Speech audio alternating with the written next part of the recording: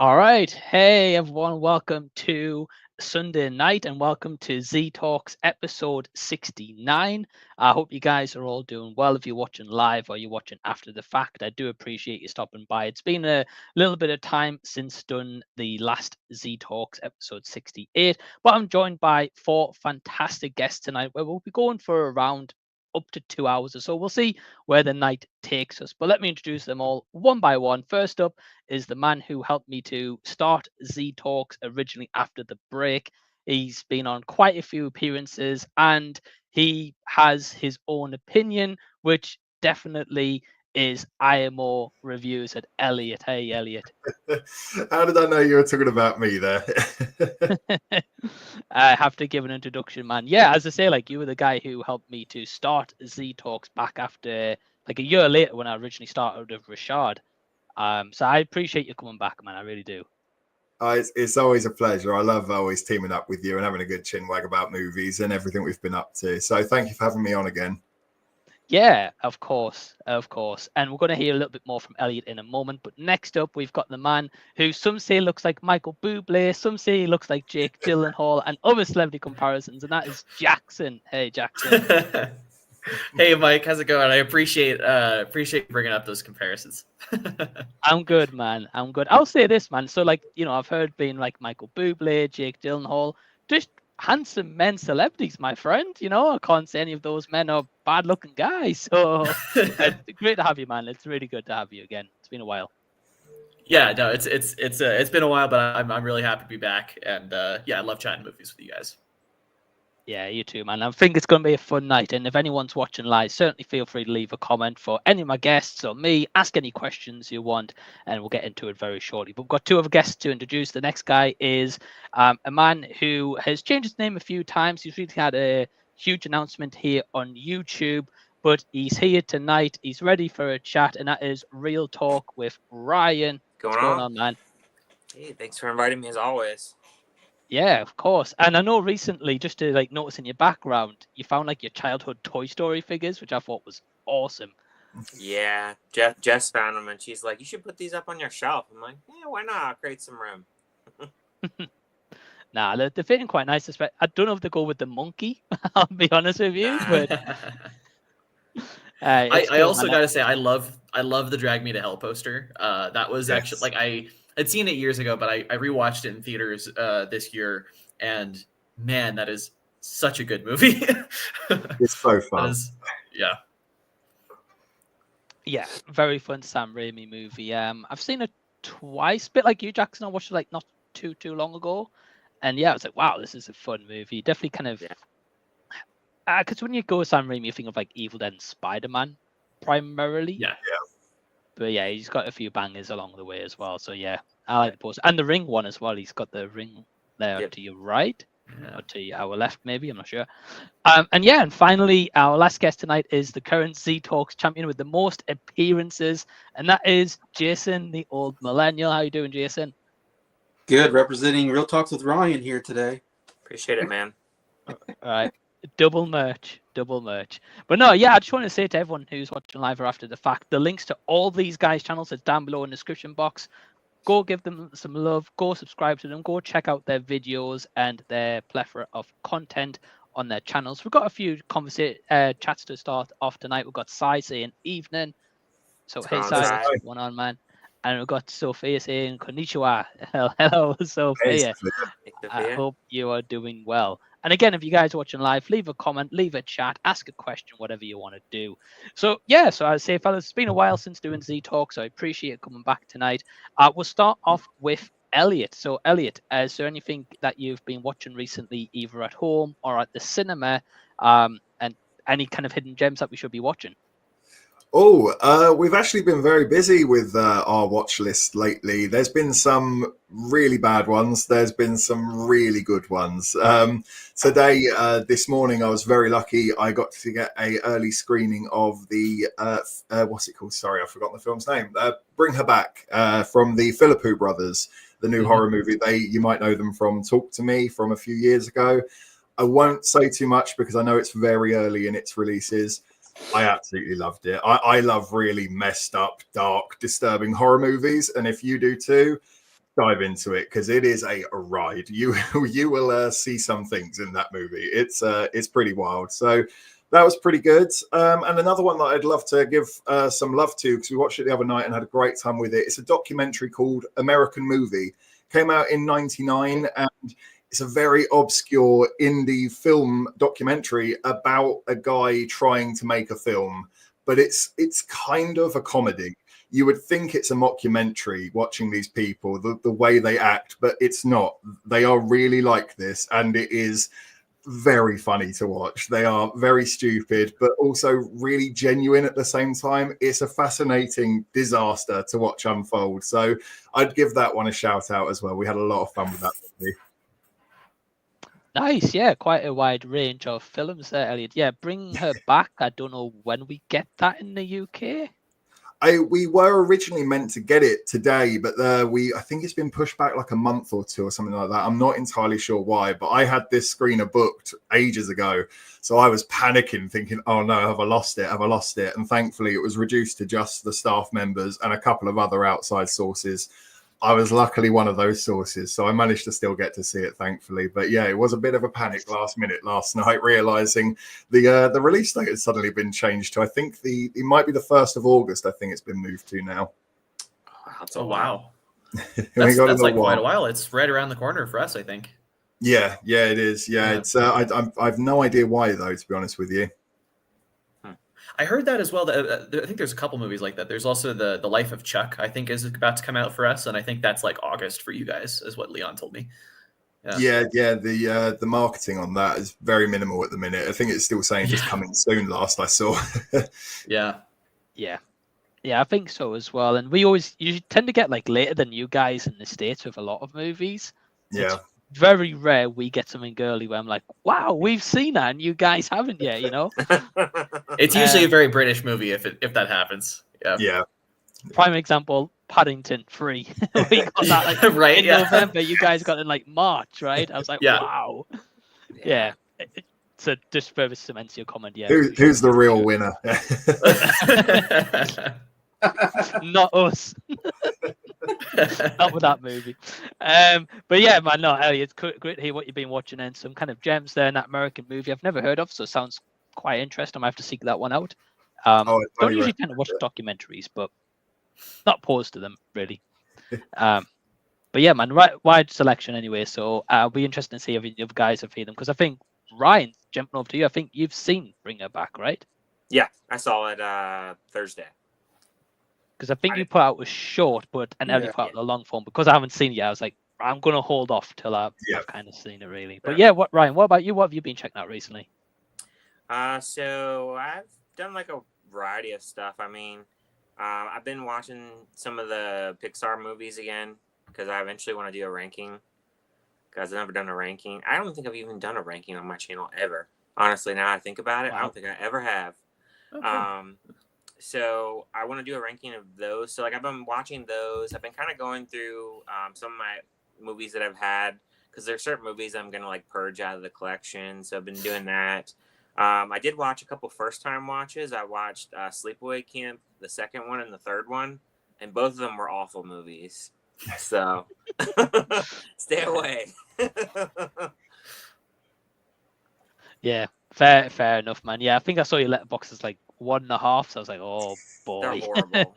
Even like Jess was like watching bits and pieces, and she goes, "This is just god awful." It was on Tubi, so fair enough. Well, at least you can say you've seen them, though, you know. Yeah. And kind of what Elliot was saying. So what was your quick thoughts on Bring Her Back? Oh, I like the movie, but I don't love it as much as everybody else kind of is. Like I've been seeing a lot of like 4 and 5 star reviews. I think there's some really cool like wincing elements to it for sure. It was a little bit of a slower movie for me, I think, and like I think the acting all around was really good. But like other than that, like I don't know. I mean, I liked it, but I don't know how much rewatch value it'll have for me personally. Yeah, that's fair enough. At least you didn't hate the movie. That's the main thing.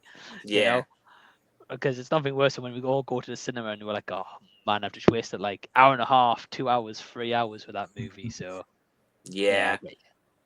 Yeah, What's definitely. funny is in that movie, and this is not a spoiler, so not spoiling anything, Mike, but there's a lot of parts in the movie where it's like raining and storming.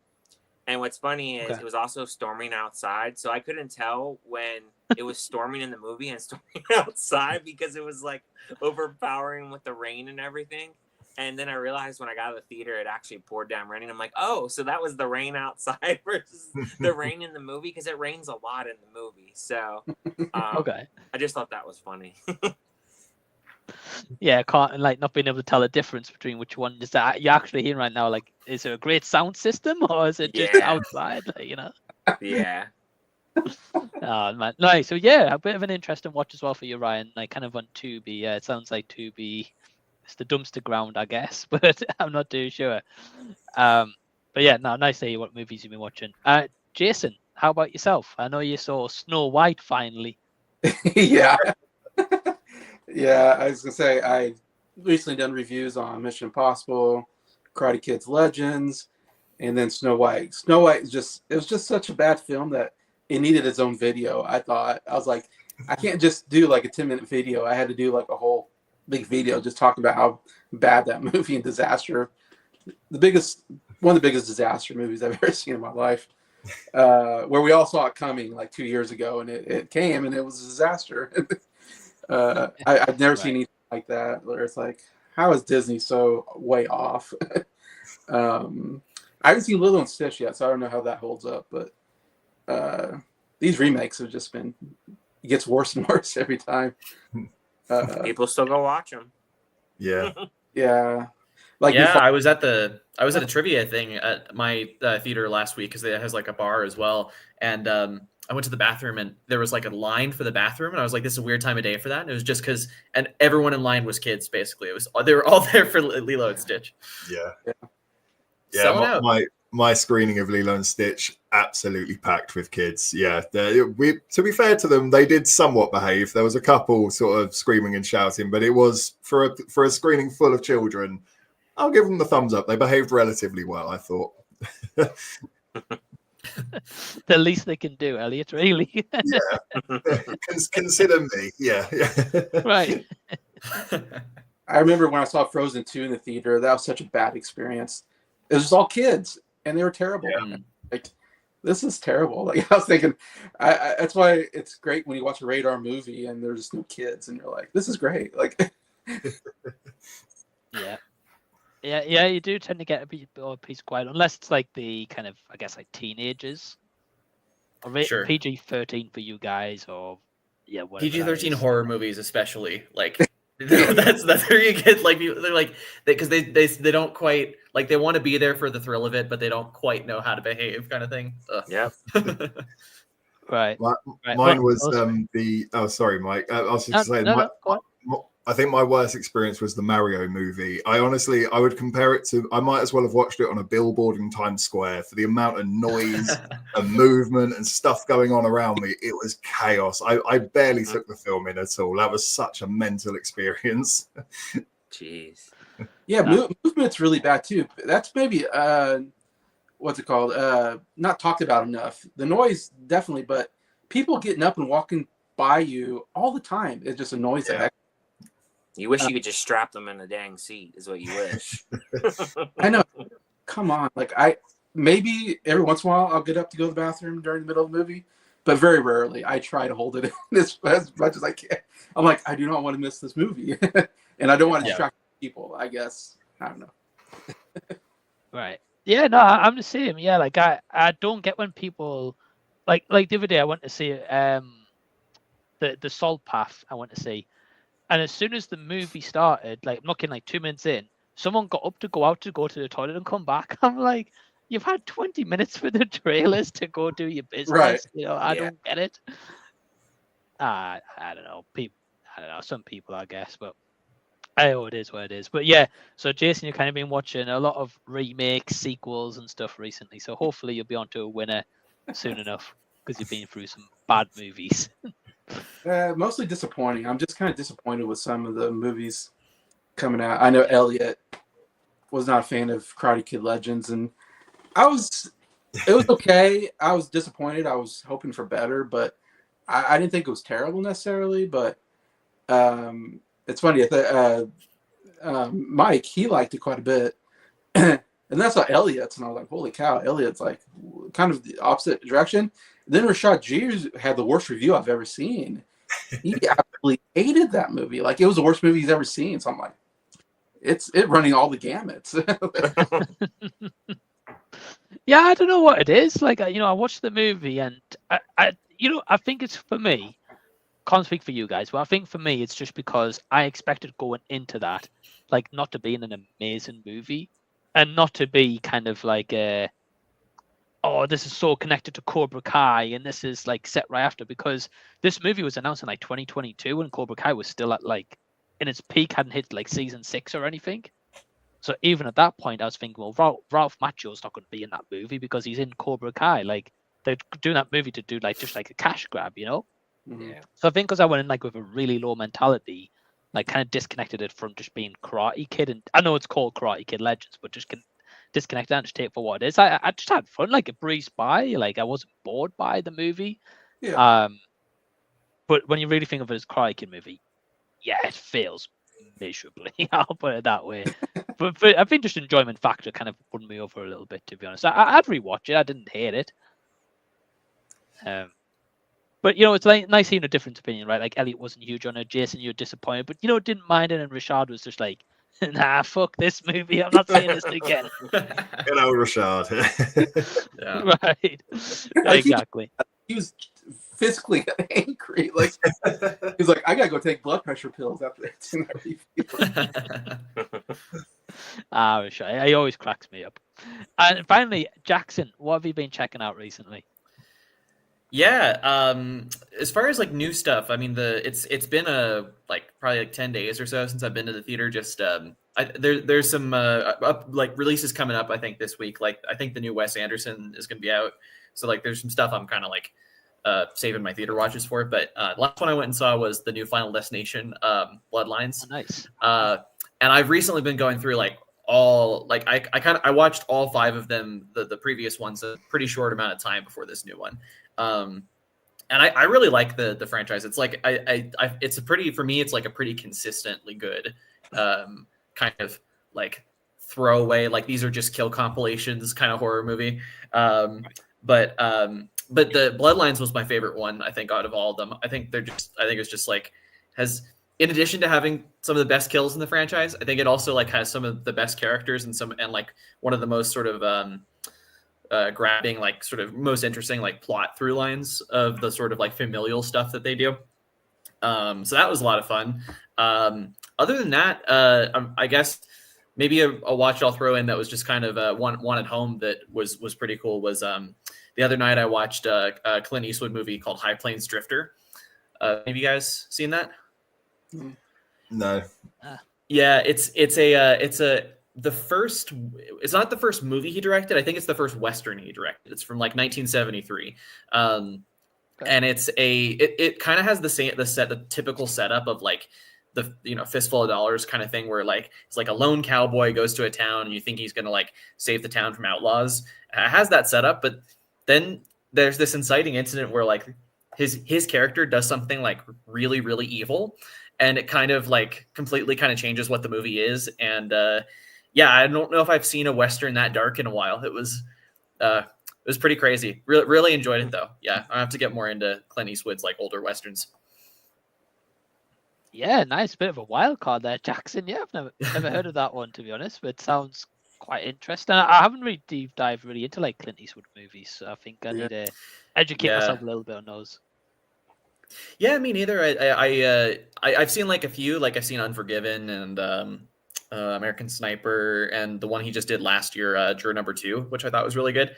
But I haven't. That's pretty much all I've seen is of the ones he's directed. So I need to. I'm really, especially after watching this one, like I really want to check out like a lot of the older stuff, especially. Yeah. And it's pretty cool when you get like one of those movies and you think like, wow, okay, like maybe I'm like need to do a bit of a deep dive on that director or that actor. Yeah. whoever it should be. So yeah, man, nice. And I'm glad that you kind of enjoyed Final Destination Bloodlines. I really liked the opener. I felt like that was really strong, and I would have, to be fair, I would have liked the movie in like the 1960s, 70s era that opener set in. I was like, this could That'd be be cool. really cool for the Final Destination. Yeah. And I guess they could still go that route. So I have to wait and see, really. Yeah, because I think that the fifth, the way that I won't totally spoil it if anybody hasn't seen it, but the way that the fifth one ends kind of implies that like they could do things like that where they kind of play around with timelines and it would be fun to see them do something almost like historical fiction with it. That'd be kind of interesting. Right.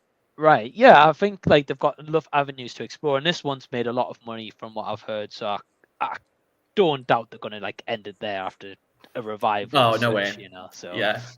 Probably give us another 3D entry at some point, I'm guessing. Who knows? God, that fourth one is a travesty. The 3D and the one that starts with the race cars and stuff. Yeah. It's not good. I don't miss that movie at all. But no, you guys have been watching some pretty cool stuff as well, and it's nice kind of like variety. Everyone's been watching something a little bit different. As for myself, very quickly, so yesterday I saw The Salt Path, which was a snooze fest. Man, I fell asleep during that movie. That was not good. I was pulling the Richard G reviews. It wasn't good. The snooze path, I got you. I don't recommend it. And then I watched a movie called The Ballad of Wallace Island. That was actually quite fun, quite original, kind of like a romantic drama, I would say. Definitely recommend for you guys to check it out. Bit of it like an indie production. So over in the UK, got like one cinema show in a day. I know Ryan's seen it. Big Wallace Island, is that what you said? The Ballad of Wallace Island. Oh, that's one. Yeah, I have seen it. Yeah. I'm 10 minutes into the movie so far. Oh, nice. Where he's on this island in Ireland, I think, and he's a musician. That's all I've gotten so far. Okay. I look forward to your thoughts, Jason, because I think you might enjoy it. I laughed quite a lot at it, so I hope you enjoy it. And then I rewatched Deadpool and Wolverine last night as well. Haven't seen since the cinema, so fun movie for what it is. Yeah. But yeah, we'll catch up with some comments, and if you guys have been watching anything interesting in the comments, let us know as well. Sai says, "What's everyone's thoughts on the Netflix trailers being released over the weekend? You guys seen these?" I haven't watched them. I've seen the Guillermo del Toro Frankenstein one. But that's the only one I've seen. Yeah. Yeah, they did that one. They did Happy Gilmore. Oh yeah. A teaser of Stranger Things. Was there another one? I can't remember. I'm not sure. I think the Frankenstein, everyone was like, "Wow, okay, this looks cool. Like, why is this not going onto like the big screen, right?" But, yeah. Yeah, it looked. Well, I think he kind of did that with. I'm sure it'll get some kind of release, but I think like his Pinocchio movie, his last one, I think also had like a limited release and then went to Netflix pretty quick. So maybe that's what they're doing again. Yeah, that's right. I remember Pinocchio had like a 2-week run and then went to Netflix after, like almost immediately after that run. They will probably, I imagine it would do the same with Frankenstein. It makes sense too, wouldn't it? Yeah. Yeah. Plus, and I've got to say, like, yeah, I don't know. I didn't love the Frankenstein trailer. I mean, I'll see it because it's Del Toro, and I love Frankenstein, but I don't know, it just didn't really look like a Frankenstein movie to me. Like just the lighting and stuff. Like, yeah, he's been really into digital in the past like few movies he's done, and it kind of has an interesting effect. Like I kind of like the way that was used in like Nightmare Alley, like the wide angle stuff, like with all kind of these fisheye lenses, right? But I'm not sure how much it fits like a remake of a Universal monster movie. We'll have to see. I'll definitely check it out. Yeah, I was about to say, I agree with you about the lighting. I don't know if it's just a me issue, but I think it's because I'm so used to seeing Frankenstein in black and white. It's really weird to now see him so bright and colorful. It's like, this is a strange jump, but we'll see what he does with it. It's Del Toro. I trust him. I trust him enough to see. I think he'll do something interesting nonetheless, whether it be amazing or crap. I think it'll be interesting. That's for sure. Yeah. Right, yeah, he's definitely got a flair for the camera and kind of his vision when it comes to creating a project, whether it's original IP or not, So yeah, I still haven't seen the Pinocchio. I know I'm way behind on that, and everyone loved it. I know Jason wasn't a fan, but most people loved it though. So I still need to catch that one. But yeah, for the Netflix trailers, I think I saw the Stranger Things one and showed like little glimpses, and that's kind of the main one I caught really. Did you guys see any of the other trailers? No, unfortunately not. Sorry. Nope. Sorry, Sai, we can't really comment on this one. Thanks for the comment, though. I've got Ryan, normal geek. Hey, Ryan, what's going on? With big releases coming up, what is the movie you're anticipating the most for the remainder of the year? For him, it's probably Superman and Happy Gilmore 2. Oh, nice, man, nice. Two complete different movies right there.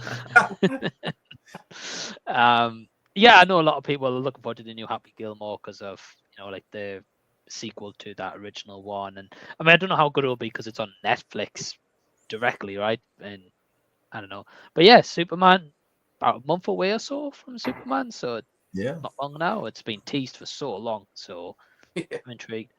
Elliot, we'll start with you. What's your most anticipated for the rest of the year?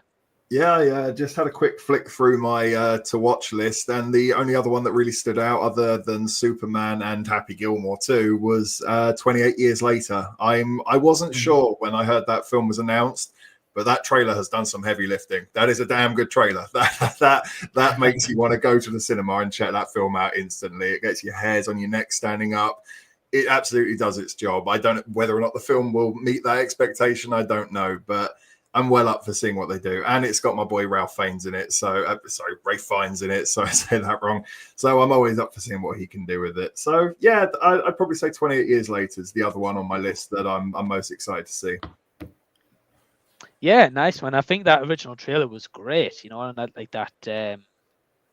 was it like a wall recording they used for like the guy tour? It's quite kind of creepy, really. Yeah, I'm not actually sure where it comes from. I have heard it before, but it is really disturbing. Yeah. Yeah, and I felt like the trailer was really effective, and I felt like that was a great choice as well. So, yeah, that only comes out in a few weeks' time as well, so not long. Yeah, not long. Yeah.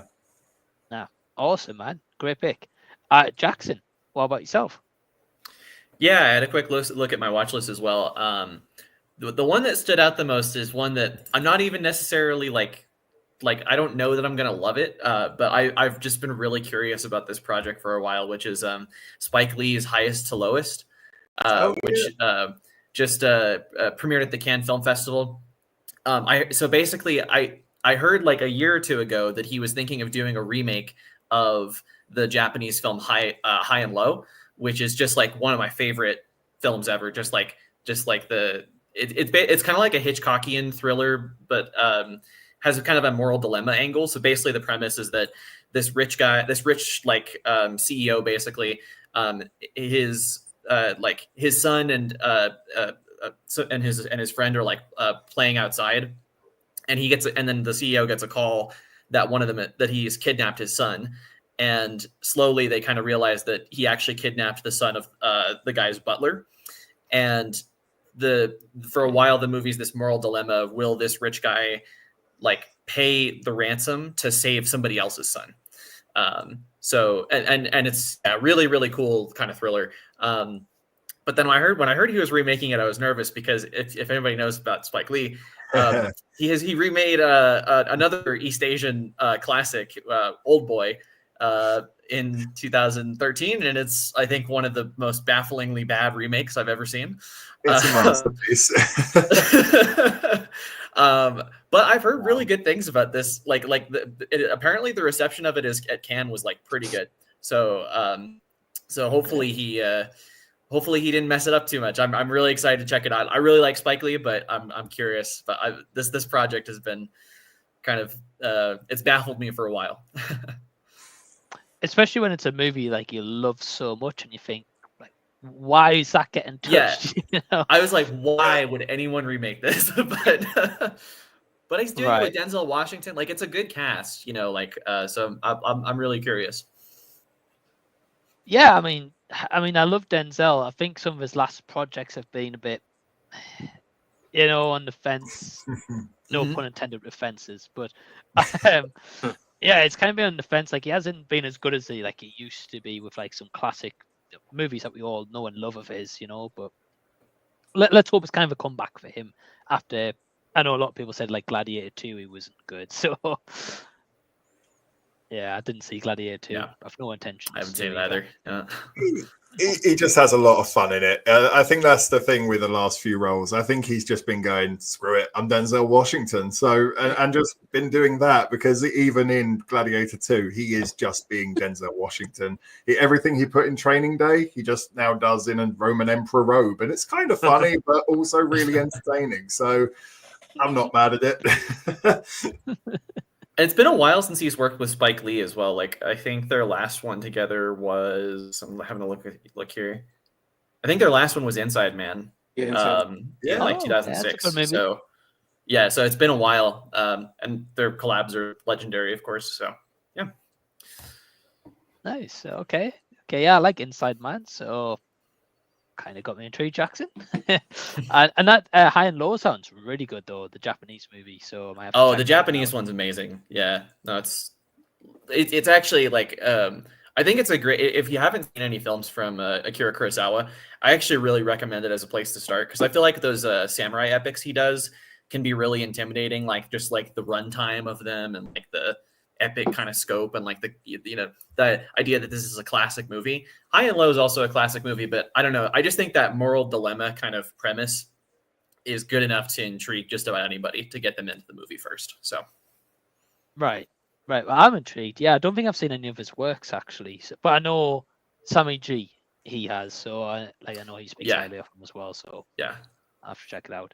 But nice, man. Yeah, cool pick. I don't even know anything about that movie to be fair. Highest and Lowest, so it's a new one for me. Jason, how about yourself? Yeah, there's a lot to choose from, but the one on top of my mind is the Jurassic World Rebirth, actually. Oh, nice. Okay. I don't know. Every time I see the trailer, I get kind of hyped up for that movie. Like, I don't know. I love seeing dinosaurs chase people. It's fun for some reason. And I've seen every Jurassic Park movie in the theater since Jurassic Park in '93 when I was 10 years old. And I just love the series. Except for the last movie I thought was terrible, but everything else was great. So I'm like, oh, yeah, let's see some more dinosaurs eating people. Like, I'm for it. Yeah, most of them are always fun time in the cinema, like they always usually fly by pretty quick. Yeah, the last one wasn't that great to be fair, Yeah. but yeah, I don't know what's your guys' thoughts on this new Jurassic World Rebirth? Do you think it's kind of too soon from Dominion to like relaunch this franchise series? I don't know. In my opinion, what else is there to do at this point? That's just my opinion. right. But it's kind of back on like an island again, right? Yeah. Yeah. They somehow keep coming up with ideas how to, a new dinosaurs, another, like, I don't know how they keep coming up with these. Here's another island we know about that has dinosaurs on it, and here's a dinosaur. It's the biggest of every one. There's a dinosaur. It's the biggest, scariest one. And it's like, how do they keep coming up with new dinosaurs? The big, new, scary dinosaur. In the original, it was just a T-Rex for the first three, I think, or maybe no, third one they came up with. No, I guess the third one they came out with the new dinosaur, but they keep trying to they got to try to up the ante, but I don't know how far they can go. Right. Yeah, it's getting a bit crazy. There's one at the start of the trailer. There's like a Diplodocus with like a really long tail that's just like really inconvenient. Like what? Why is that the design? It's just I don't know. They're just going for things now. But the only positive I'd say about the trailer is there's a video game from back in the day I really like called Turok. It's basically just soldiers against dinosaurs in the jungle. It's kind of fun for a 13-year-old boy that shouldn't be playing it because it's an 18, but don't tell mum. If this movie is essentially that by accident, it might be fun. And the trailer does look like it's being that, like Scarlett Johansson hanging off the side of a boat with an assault rifle. Yeah, if it goes down that route, it could be okay. But I don't have the highest expectation, to say the least. Yeah, I think that's it with these Jurassic Park. And also, like, they reference the original Jurassic Park in the trailer. And I'm just thinking, like, did you guys not read the events of Jurassic Park and how well that went? You know? Like, why did they have to go to these islands and disturb these dinosaurs? You know, like, have they not got What could happy go wrong, lives where right? they are? You know, and what could go Yeah. wrong, right? That's why I always really like the conceit of the second movie, The Lost World, because it takes out like the we're just doing this for greed angle of like hey, like there's this other island where they've set up like an ecological reserve and people want to like protect them or whatever now that they've brought them back, right? So at least it's something different. But yeah, it seems like especially that's part of why I just wasn't very interested in the new trilogy that they did. I saw the first two, but like it was just like they just kept wanting to do the same thing again. And it's like this is such a idiotic like thing to do the same thing over and over again for. I don't know. Yeah, I can get that though, Jackson, because like at least with Jurassic World, they're trying to go for like a theme park and like they're trying to do something a little bit different. Their first Chris Pratt one, which I quite enjoy. But I feel like if you're going to do Jurassic Park, you have to do something different. Like we had like Jurassic Park, then you had Jurassic World in the theme park, and instead of like the island. So like at least it switched up. Whereas this new one, it doesn't really scream much different. But I'll still go see it though, Jason. Yeah, same here. I'll still be, and I hope they get like a cool popcorn bucket for it, because I'll probably buy that. We'll wait and see. Ryan, how about you? What's your most anticipated for the remainder of the year? I'm gonna cheat a little bit here. I would say for a bigger movie, I would say Mortal Kombat 2. Yeah.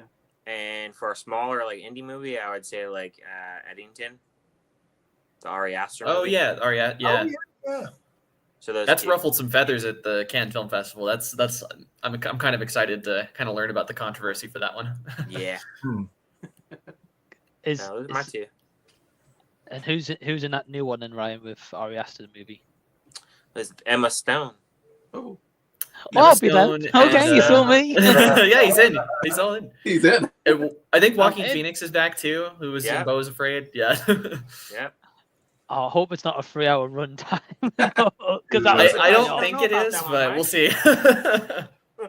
Man, like it is. I don't know about you guys, but like these longer run times nowadays, I'm just like, Oh, it's horrible. like it puts me off a little bit, and I hate that because like there's some movies I really want to go check out, but like Mission Impossible, the last like the latest one, Final Reckoning, like I enjoyed elements of it, but I was like, this could have been 50 minutes shorter.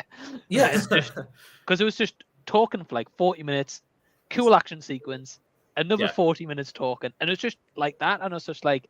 Mission Impossible doesn't have to be that convoluted. It's Ethan Hunt trying to save the world. What's complicated about Ethan Hunt, But, I don't know. Hopefully it's not as long movie though. But yeah, Ryan, you saw me with Emma Stone. I didn't know she was in that.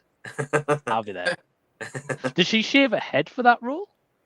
I'm not sure. The trailer, I don't really think that I watched showed too much, so I probably won't watch anything else going into it. I'm kind of getting to the point where I just don't really watch trailers as much anymore because it's getting to the point where it's just they're putting out these 3-minute trailers, and I know why they do it because they have so much competition with like the streaming sites and there's so much content like weekly. But like as somebody that goes to the movies every week, like you just don't want to be spoiled with every little thing, and that's kind of like where these trailers are getting to be at. Yeah, I agree because I was in the cinema the other day and they showed a Jurassic World, the Rebirth, like a new trailer, which starts out with like a guy that's trapped behind like a container, and like it's like the red smoke, and that dinosaur eventually appears and finishes them off. And I was just like, I don't really need to see this. The teaser with Scarlett Johansson was okay, Yeah. So I agree. But yeah, Mortal Kombat 2, that's an interesting choice. I'll have to go back and rewatch that 2021 again because I haven't seen it since then.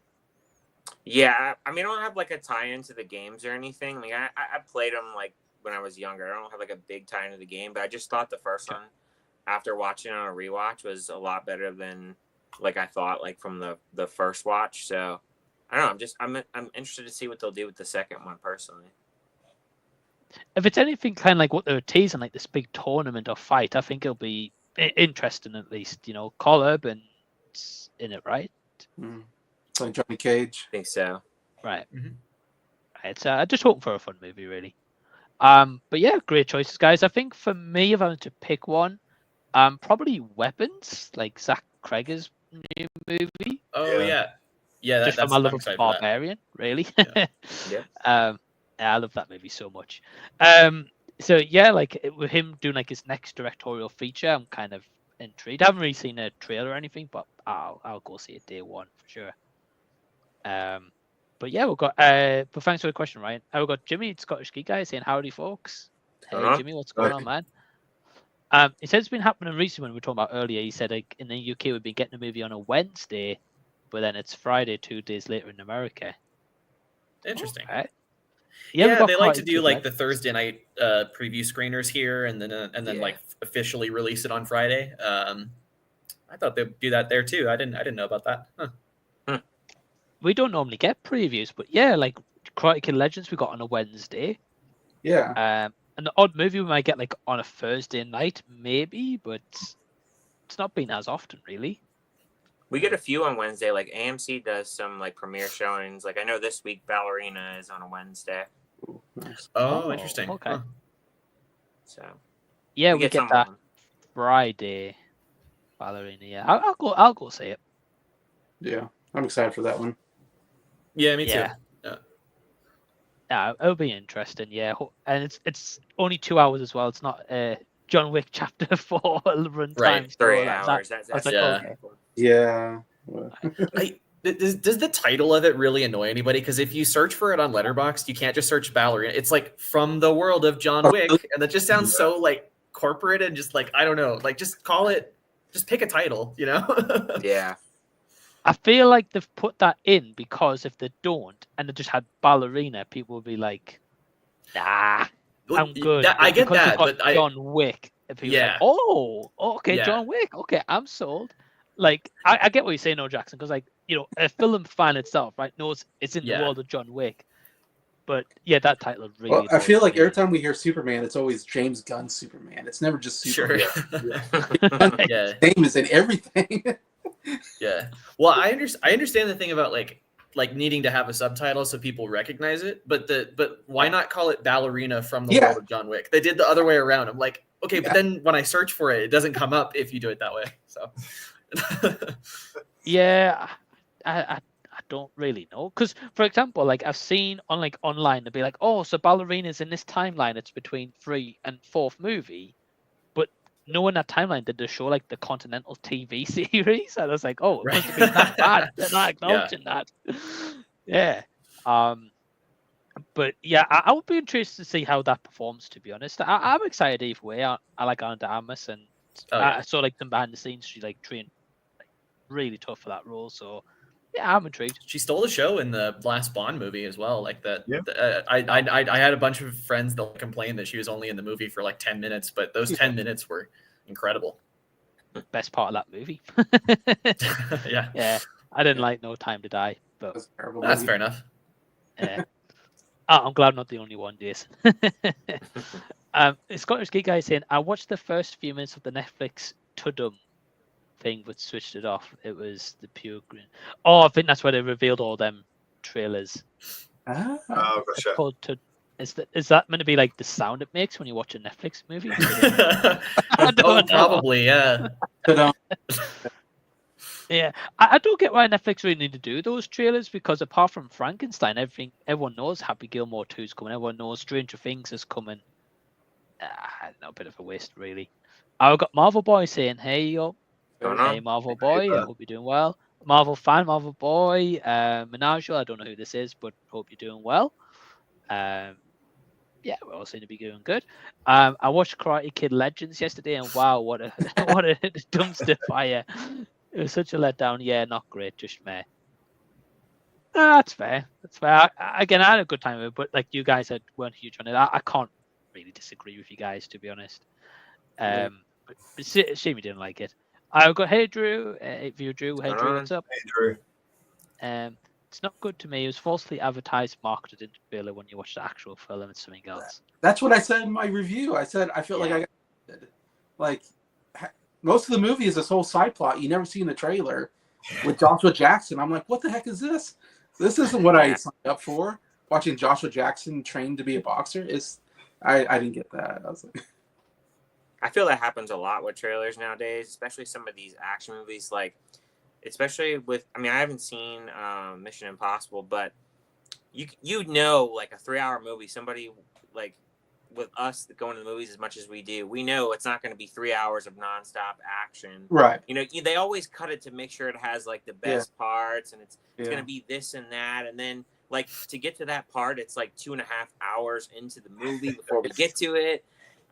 It's kind of like when they did the amateur trailer. They had the pool scene, which was the coolest scene in the whole entire movie, and it took like 90 minutes to get to that part, and the movie is over 2 hours. So they know how to like cut these trailers to get people interested to go out and go watch it. It's all with marketing. Well, Legends is so bad because Daniel LaRusso is barely in the movie, and he's so much in the trailer. Yeah. I think that was, to me, that was bad. I don't know. That, again, I feel like I got cheated. They cheated me. I thought Daniel LaRusso was the main character. It's crazy. No, I don't think anyone expected like a boxing storyline in the Karate Kid movie, I'll be honest. But I didn't mind it personally, but like if you look at the big picture, yeah, it's stupid, really. But again, the whole thing is kind of like the main kid knows Kung Fu and not karate. So I'm like, why is it called the Karate Kid? Like the Jaden Smith one was Kung Fu as well. Exactly. Yeah. Whatever that was. I don't know. My boy saying this is why I refuse to support most movies at the cinema. Call me harsh or bitter, but what's the point with less quality films? Yeah. Save himself some money. Yeah. Yeah, that's fair. That's fair. I guess if you've got like a cinema pass, it's not too bad though. Yeah. Or like that's kind of like that's what I do. Or like luxury for the week and stuff. Yeah. Yeah. And he said, "Oh my God, who's seen this trailer? Stranger Things teaser. Whoa, what happened to Will?" I haven't seen it. Oh. I don't know what's happening to Will. I'm sure he's fine. Absolutely can't wait for the...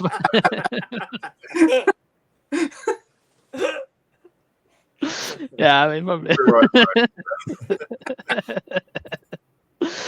Absolutely can't wait for the final season. Frankenstein looks really good. Cool, man. Cool. So the new Frankenstein looked like a quick advert. They've done Frankenstein so many times. They've done so many times. Like, how many more movies of the same thing that we have to keep putting out? Like, I mean, I'll probably watch it, but it's like the last few Frankensteins I remember were just awful crap. Like the one with Daniel Radcliffe was really bad. Oh my God, that's so bad. The one with Aaron Eckhart years back was awful. Yeah. That's just, oh man, it's just the same stuff, man. One of the first things that happens in that Daniel Radcliffe one is they like they like drain all of the liquid out of his hunchback. Like just like this is very important for us to do at this stage in the movie. Oh man, I didn't saw that one, and I didn't see the I Frankenstein either. Oh, it's garbage, dude. Seriously, the effects are so bad. I feel like Twilight. They keep trying to make a sexy like monster or something. I don't know. Like you got sexy vampire. Here's sexy Frankenstein. Here's here's. I'm glad I missed those renditions. Maybe I'll check out the Del Toro one. If you guys are thinking it looks good about the trailer, I haven't seen the trailer. If you guys think it looks good, I might check it out. I'll check it out just because his name's attached to it. Right.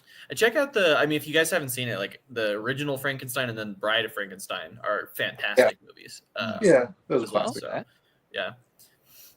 I'd probably want to check out like the original ones, cemented, for a reason. You're saying the Frankenstein trailer looks identical to Kenneth Branagh's Frankenstein? I forgot he did one. Yeah, Robert De Niro played the Frankenstein's monster. Yeah, that's right. Oh, really? Robert De Niro? Yeah. Oh, God. Playing Frankenstein? Yeah. What the hell? You talking to me? I think it was back in wow. the 90s when that happened, yeah. Wow, I can't imagine De Niro as Frankenstein. Ooh. Wow. Okay, I'm intrigued. I don't remember much about it. But I just looked it up on Google Images. It's a sight, Mike. You're going to love it. I'll have to check it out after this. I'm intrigued.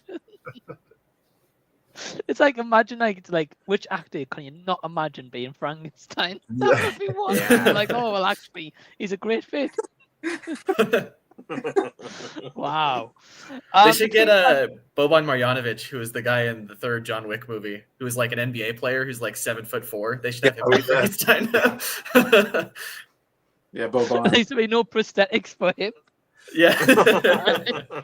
Yeah.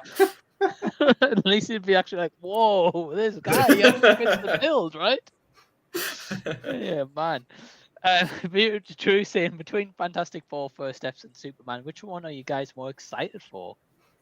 Probably Superman. Superman. Yeah, I'd have to Yeah, agree. Superman for sure. Yeah. Yeah. The trailer looks Mouse. I'm just a little bit concerned with Superman. It looks a bit bloated by the trailer. yeah. Like that's Superman, Lois Lane, then you got Lex Luthor, then you had like a kaiju in Superman world, and you had the Hawk person, and then like that robot as well. I was like, and the dog. I was like, how many people are in this damn movie?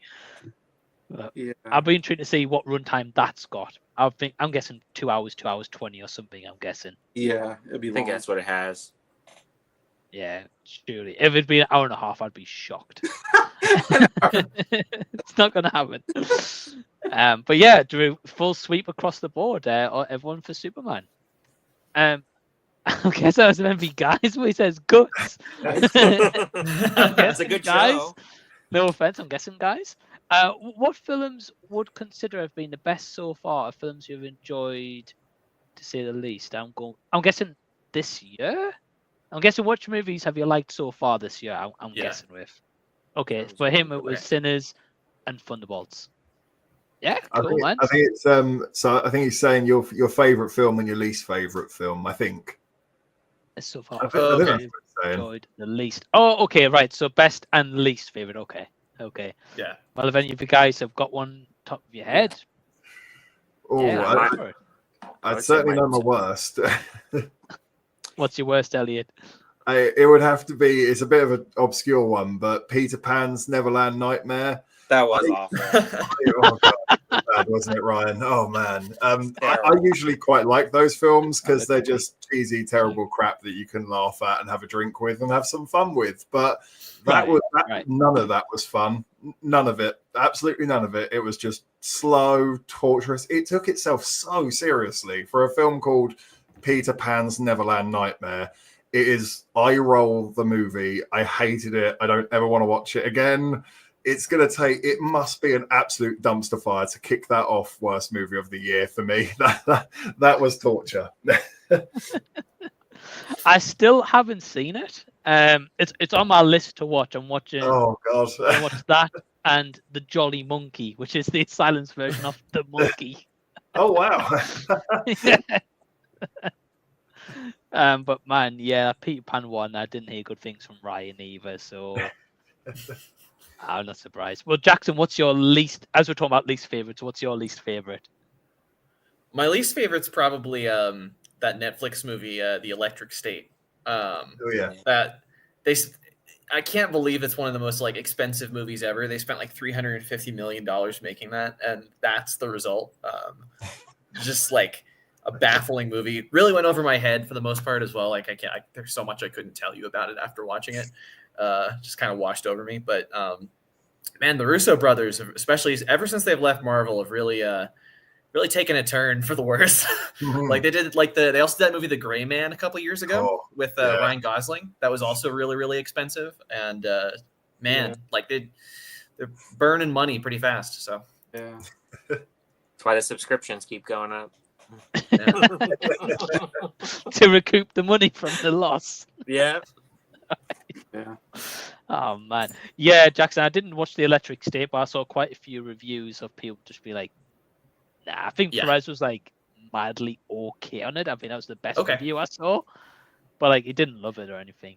But yeah, everyone was like, when I heard about the budget of it, I was like, for a Netflix movie, really? yeah, that's Wow. Well, it's like the Dwayne Johnson one too, like the Christmas. What was that? I Red mean, that did go to theaters, but it was kind of made for net. Like it went to Netflix pretty fast, I think. Mike loved that one. He had a glowing review about that one. Red one. No, you got me confused with another. Did you see that, right?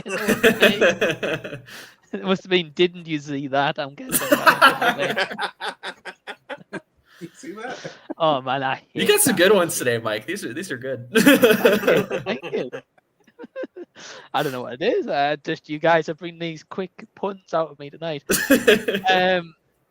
Yeah, Jackson, that red one was terrible, man. Like Emma quite enjoyed it, but I was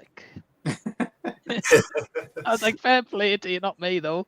Yeah, that hit Amazon Prime pretty quick, and then it was like Prime. That's what it was. Massive stream numbers on Prime. I was like, I'm not really surprised. This was just cinemas, and it was on for free on Amazon Prime. Not even like you have to pay like rental charge or anything. But yeah, like it went 50 million over budget because The Rock was like late on a lot of the production on it and wasn't showing up as sets on time and stuff, so that had to delay the production more. And I'm like, what? Imagine making that much money on a movie and still not showing up on time. Yeah. Like, he's one of these guys. You'd go into the cinema and you'll show up half an hour late. Yeah. And he's missed quarter of the movie at that point. And then coming in with his phone, the light on. What's up, guys? I'm the big guy, The Rock. Watch out! And then squeeze in with my popcorn. That's that kind of guy in the cinema. But yeah, you're right. Like he gets paid. I mean, I don't know how much he got paid for that, but if they're paying 50 million for extending days because he's late, he must have got a good paycheck from that for sure. Yeah. But yeah, Jason, how about you? What's your worst movie of the year so far? Oh man, I'm sorry I have to go with the obvious one, but it has to be Snow White. That's such a disaster movie. It's just so bad. We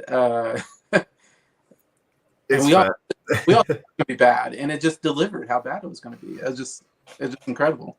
Like how it just ruined. I mean, somehow it ruined Zegler's career, and it just I don't know. I don't know what Disney's doing. They're just trying to go bankrupt. I don't know what they're I trying. think she ruined her own career. Like how much money they lost? How much money did they lose? They lost a lot of money. Well, they've. Sorry, Mike. I was just going to say it did so badly that they've like rolled up the red carpet on these remakes. I don't think they're apart from any that are already in production. I don't think they're planning to make any more now. Oh, good. Finally. I had to look up because I heard it a lot of money, but the budget they said was between 240 and 270 million, and it made 205 million at the box office, which again, like for marketing costs, you generally have to make twice the budget to break even. Right. So that's a big loss. Yeah, you need to make over 500 million probably. Yeah, whatever. Yeah, and sometimes for some of these bigger movies, I think you have to make more than twice the budget. But yeah, it just depends. I think people were talking about that with Sinners. I mean, the whole box office conversation around Sinners was pretty annoying to start. It was like, let's just see the movie. Like, this is an original movie first. Let's talk about it that way. Then we can talk about the box office. But it ended up doing pretty well anyway. So, yeah, it did really well. I'm really glad it did, though. Like, it's nice to see something a bit more original do pretty good, too. Yeah. Ryan Coogler's going to join that, like, Christopher Nolan, Jordan Peele class of directors that, can make original movies about whatever they want, and they'll just kind of be given a blank check, So that's pretty cool. Yeah. I hope so. If you can produce a good movie like Sinners, I agree. But that budget for Snow White's insane. Like when you watch that movie, not look too like Snow White's costume looks as if she went to Dollar Tree. And they just bought a couple of backup suits from Dollar Tree in case she broke one, Like Jackson. Have you seen Snow White, Jackson? I haven't seen it. I haven't seen any of the Disney live action in theaters. I've seen like one or two at home. My thing with it was like, so like I'll go see bad movies in theaters that I think I'm not gonna like, but if I think it's gonna like incentivize a big company like Disney to like keep doing a trend of like the live action thing, I just think it's just a really bad idea as a trend. So I just haven't gone to see any of them. I don't want to reward it, but like, but that's not to say that if you do that. Like, again, we all like we do movie reviews on our channels. We want to get the word out there for people on whether or not they should see it. So, yeah. Right. Right, true. I've got to read this comment. Ryan saying, Disney stopping the live action remakes. I never thought I'd say this, but thank you, Snow White, your existence. You Yeah, boys, right? boys. That's so true. Oh man, yeah. I mean, Snow White, it's been good for something, I'm guessing. Then But I'm worried again, now that the Lilo and Stitch movie I think is doing well, because I think that might make them go like, oh no, guys, we can keep this going. Let's get. That's true. like the thing is, the Lilo and Stitch movie, I didn't mind. Like, I didn't hate it, and I didn't love Yeah, it. sure. Like, Emma had a good time with it. At least it's not utterly terrible. I know Elliot wasn't huge on it, but he didn't absolutely despise the movie. No, I've seen worse. I'll say that about it. Right. But you know, there is like some Disney live action stuff that's good. Like for me, like Cruella's awesome. Like I really like that they did a spin on that, did something a little bit different. Yeah. And that's not like a shot for shot remake. Yeah, That's part of my other problem with these is that when they just try to like literally do like a shot for shot remake, but it's live action. But Cruella, I've heard, like, I haven't seen it. I'm not sure if I would like it, but I've heard that it's a very different story. So, yeah. I think you'd dig it, Jackson. Actually, it's different. Okay. Yeah. Cool. Yeah. I'll have to check it out. Yeah. Emma Stone's like really good in it as well. Like she really fits the role. Yeah. It's very Devil Wears Prada, I'd say. Yes. Okay. No, I haven't seen that actually. That's one of those like I don't know, growing up classics that I still haven't watched, but need to do that. Yeah, you got a cute dog too. I mean, come on. Right. You do. You do in it. Yeah, true. So yeah, Snow White, Jason, that's fair. And Ryan, what about what's your worst movie of the year? So I highly doubt any of y'all have heard of this movie, but it's a movie called Desert Fiends. It's actually made by a YouTuber that I watch. I think I know who it is. It's this guy named Cool Duder. He does YouTube and he does hunts and stuff, and he makes a lot of low budget stuff and does like a lot of crowdfunded stuff. But he made a movie called Desert Fiends where it's supposed to be like a crossover like comedy that's supposed to like mix in with like The Hills Have Eyes, and it's straight up like, I mean, it's excruciating to watch. Literally, it's really that bad. Like, honestly, there's a part in the movie, and you know where it's just going to be a stupid movie, where like this guy's dick gets ripped off, and they literally take the penis and they literally put it in the guy's head, and they've killed him. And like, that's the kind of movie you're about to watch. Oh my god.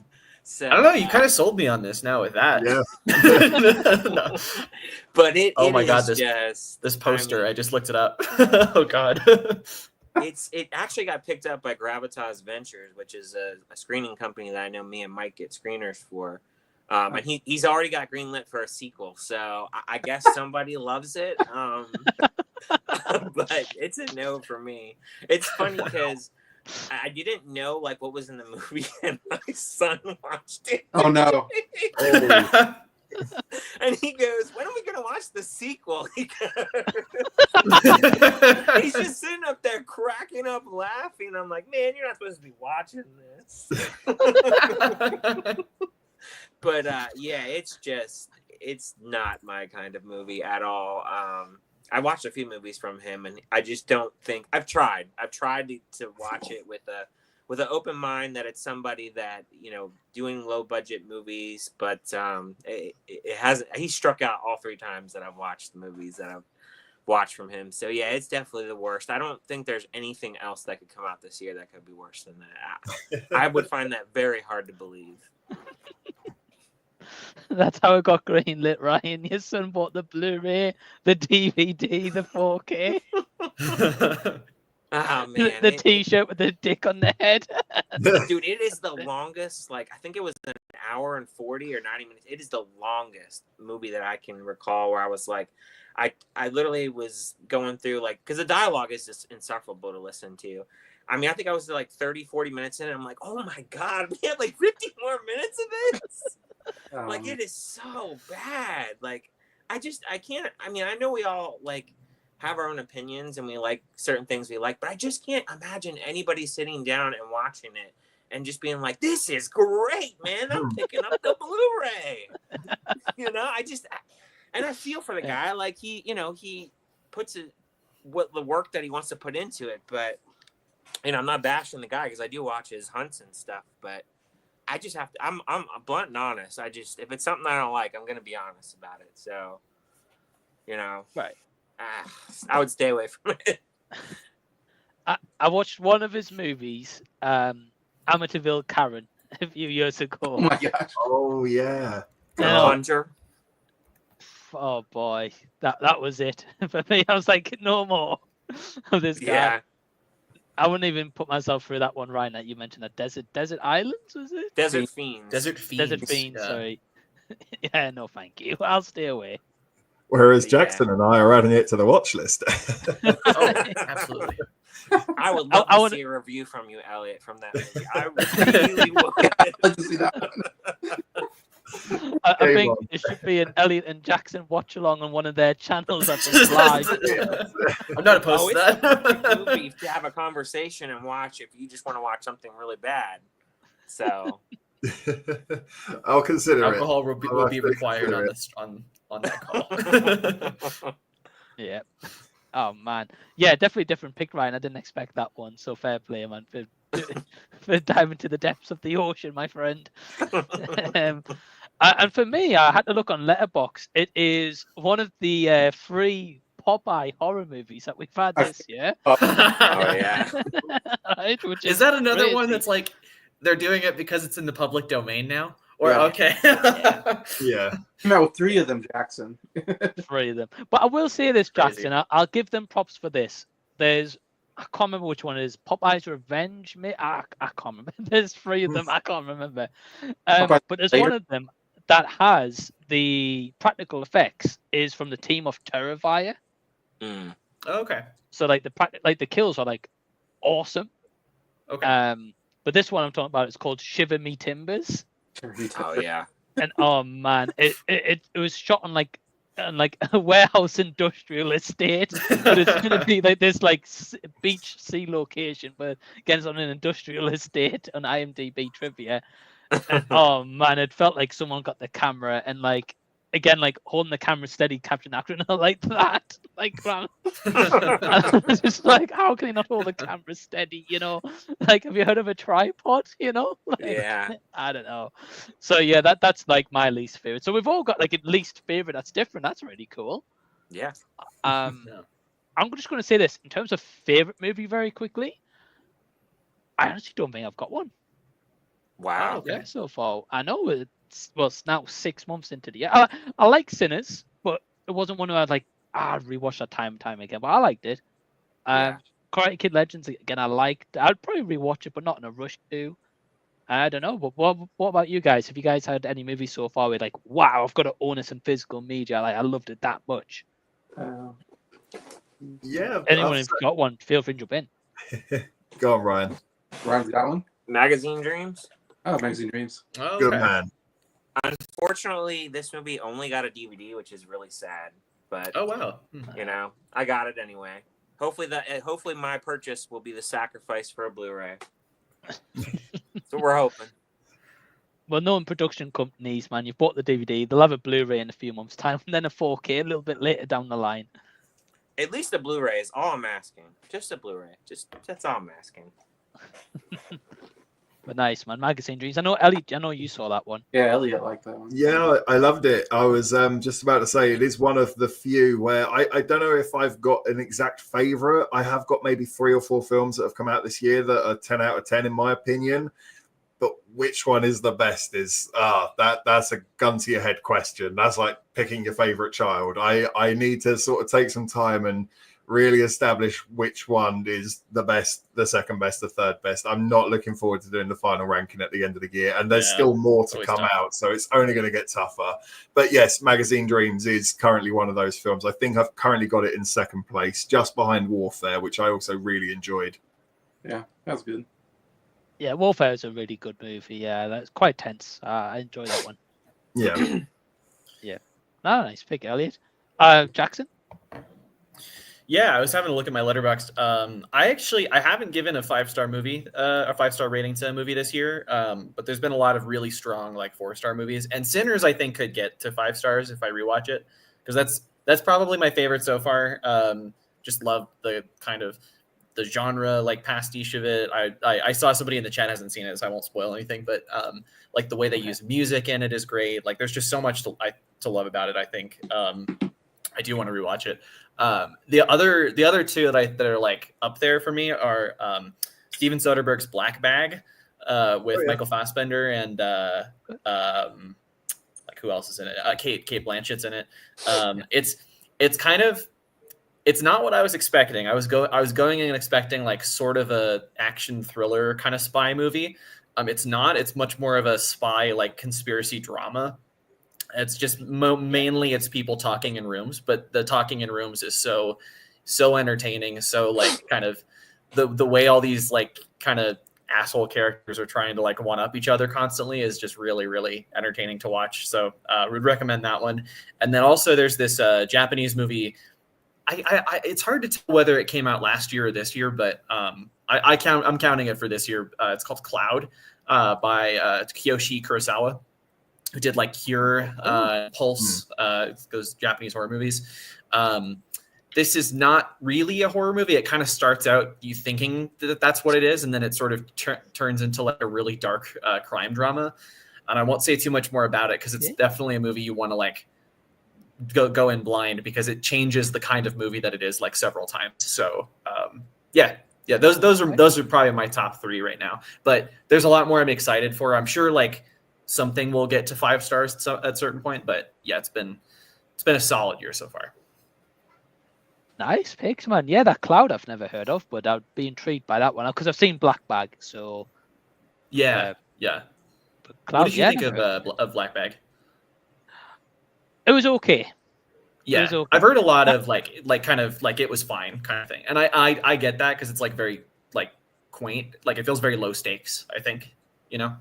I didn't hate the movie. Like for most part, I was intrigued. I was like, okay, I'm wondering where this is gonna go. Like the dinner scenes, I loved. Yeah, and I felt like the lighting on those dinner scenes, I was like, this is great. Like I don't know how you've captured this or what like certain bulbs you've put in those lamps, but I'm like, it's awesome, right? And yeah, I kind of liked it, but then I was like, the end reveal, I was a bit like, yeah. And if you it is a little underwhelming. On a reveal and the reveal's underwhelming, I'm like, you've kind of killed the movie. So it didn't fully work for me, but I appreciate for others. It probably was like, whoa, that was great, you know. So yeah, no, I totally get that. Yep. Yeah, I know Ryan was not a fan of Black Bag. I hated it. That's fair enough. My favorite part of the film, I struggled with it as well. I think a little bit like you were saying, Jackson. I expected a bit more James Bond, and it's a little bit more talky, take your time. And I was a little bit, whoa, okay, that's not what I was expecting. But I give it this 10 out of 10 scene with the lie detector. The way that's edited that's sensational. That's really good cinema right there. I'll give it that. Yeah, and it's really funny too. Like I feel like. I also was expecting it to be more of a movie where you kind of really care about the moral dilemma of whether this guy is going to betray his wife or whatever. But I don't know. The movie it reminded me of the most was Burn After Reading, because it's just like all these stupid people who work for the government who are just like getting themselves deeper and deeper into this thing they don't understand. So I like movies like that. But yeah, I get again I think it could have. Like I said, I think it was a little quaint. It could have felt a little bit more high stakes, especially with the reveal being kind of unconsequential at the end. Yeah, that's a fair point. Yeah, I definitely got to agree about the lie detector scene. I thought that was really good stuff. And again, that in the dinner scene. Yeah. I'm kind of picturing Ryan's review in my head, and I think I remember Ryan reviewing this movie. Black Bag? Yeah. After hearing Ryan review it, I was like, I don't think I'm going to see this. Yeah, well, it's disappointing too, because there's been movies this year where they throw them in the Dolby, and I just don't feel like they're movies that need to be in Dolby. I don't know if it's because there's no lack of... Yeah, that was in Dolby, and there's no reason that movie needs to be in Dolby. It doesn't utilize it at all. It's literally people talking in rooms, right. Not an exaggeration. And then I have the pass, so I don't have to pay extra, but I can imagine someone that pays the extra to go watch that, and they go, Dolby doesn't utilize it at all. Presence is another one that comes to mind where, again, it doesn't use Dolby, and I don't know. I just think it's a waste to put those movies in Dolby. Other movies could deserve to be in Dolby versus something that doesn't even utilize it. But that's just me. No, it's true, because the thing is, there'll be people like random people just be like, I'll go out to cinema, I'll go see Black Bag. They're paying this extra money, but they don't realize what the Dolby is or what the difference is. Yeah. They're like, well, I'm not going to pay that again because I paid that for Black Bag and didn't Right. like what pay if the it high was- price tag, but they don't realize Right. it was in Dolby and what the difference was supposed to be. I'm guessing, Exactly. What if it Well- was someone's first time and they go in a Dolby like, oh yeah, this is great. We're gonna see this movie in Dolby, and then they don't use it and they go, well, there's no difference. We'll just go back to see movies in standard. Yeah. Right. I guess I'm going to be the guy to say, what is Dolby? I don't know what you're talking about. It's It like just has- go ahead. Yeah. No, you can go ahead. You already explained it. It's fine. Oh no, I just it's like, I mean, you can probably explain it better, but I was just gonna say it's like a superior like sound system, like just better Yeah. speakers and stuff. If you know more about like the technicals of it, like because it's been a while since I've actually seen a movie in Dolby. I'm trying to remember what the last one was. Yeah, I don't Jason, it's basically it's a very good sound system for movies that have like a lot of explosions and action scenes, like a movie like Civil War, because I saw that in Dolby. It's very good with the sound. Like it almost feels like you're with the action, so to speak. Like for Civil War, it worked very well because like it felt like you were down on the ground with the other people, like just there, like in the environment. And that's what it does. It places you in an environment where you're like in the movie, but it's got to be the right movie to actually utilize it. If it's a movie that doesn't really utilize the sound very well, so it's not going to really do much, So like a movie like Black Bag or Presents, there's no like sound effects to make you feel like you're like in the movie. Like there's no extra experience you're getting with Dolby because it's not utilized. You know what I mean? So I It's like don't a- know if it's I don't know if it's the same in America, but the View cinemas in the UK, they regularly advertise their 4K Dolby Atmos speaker system before the film starts. I think they're in all the screenings at the View, so you kind of get a mixed bag, but it's really noticeable. Like if you watch Black Bag, it's like, well, this is a wasted experience. But then if you go and watch the re-release of Revenge of the Sith, holy hell, does that score hit and you feel it, and those lightsabers zing and zap, and it feels like you're experience it. You can reach out and touch it. There is a massive difference. It is hard to put your finger on it unless you experience it. Yeah, you got to see the right movie in there. Yeah, like I think like probably one of the more recent ones, Jason probably would benefit is like Warfare. Yeah, Like all the gunfire, like it's loud as in a normal screen, but then like Dolby, so it's like amplified even more. Yeah. Really. But yeah, you're right. It's got to be the right movie that like utilize that technology. Otherwise, you just be like, it sounds no different to a regular screening, really. Yeah. Top Gun Maverick was incredible in Dolby. That was a real roller coaster ride. Awesome movie. I really love that one. But finally, Jason, what was your favorite movie, by the way, of this year so far? A movie called Fight or Flight, which is an action I've heard good things. Yeah. on an airplane with Josh Hartnett, and it was a really fun movie. It really did a good job balancing action and comedy, which I love those kind of movies, I guess. And Josh Hartnett was just so fun in the role. It's like one of those roles where he's just having a lot of fun with it, and it's over the top at times, but it's really well paced, and action scenes are really well done. It's something I like in action movies. We don't get very often. I feel like I see so many action movies that are just boring as heck, and there's maybe one or two action scenes. This one has just action scene after action scene after action scene. That's what I want. Like, give me more action, like in these action movies, not these long, exposition scenes. I don't need those. I need balls of action anyway. So it was a lot of fun. Nice. I've heard that's pick, really Jason. good. I need to see it finally. That's missing from my list. Yeah, Elliot, I don't know, have we had that in the UK yet? I think we have, but I think it might have gone straight to streaming. I think it was a Sky Cinema release for us guys, which is why it slipped me by, because I've changed all my subscriptions around lately, so I haven't got it. So I would have to find other means if I was to watch that one, if you catch my drift. Right. Yeah, I didn't realize it was a Sky Cinema release. Yeah, because I saw the poster and I think I saw a few reviews going around, but I was thinking, I'll probably get that in cinema at some point, but that explains it. We're not getting it in cinemas, pretty much. It's a shame, because I'd like to see that one. I like Josh Hartnett, so But yeah, Jason Awesome, yeah, you had a great time with it though. Yeah, I haven't seen a trailer for it either, to be honest. I just saw him with blonde hair. I was like, oh, okay, that's a different look. Yeah, it wasn't advertised at all. No, it just kind of came out. Yeah. Ryan's adding in here. He said, "Is anyone plan to watch Lost in Starlight on Netflix? More so you, Mike, as it looks beautiful animation." Yeah. So believe it or not, I actually had this on the other night. I got about an hour in. I was enjoying it, but I was kind of distracted on my phone, like doing a few other things as well. So I didn't pay full attention. But from what I did see, I enjoyed, and also like it had a really good soundtrack to it. So I am going to give it another try though. Have any of you guys seen it? No news to me. No, I just had to look it up. Yeah. Is it a Korean movie? I thought I had somebody say like, okay, cool. Yeah. It is. That's awesome. Yeah, it only just dropped on Friday, I'd like to say. It's only like just 2 days ago. So yeah, Ryan, we'll have to get back to you on that one. But yeah, I haven't. We've got Patrick saying, "I'm here, but wearing a bag over my head." Okay. He must be a Colorado Rockies fan. Oh, okay. Jason liked that one. That's fair. We've got Jesse saying, "Hey boys, hey Jess, hope you're doing good, recovering okay, and thanks for stopping by." We've got Cinematic Tendency saying, "Hey guys, hey Cinematic, have you heard of the new movie titled Tornado? Planning to watch it tonight." No. Tornado. It's a sequel to Twister. It's like Twisters. Yeah. No, wait a minute. Better yet, a sequel to Fire NATO. Oh wow! Tim Roth's in it apparently.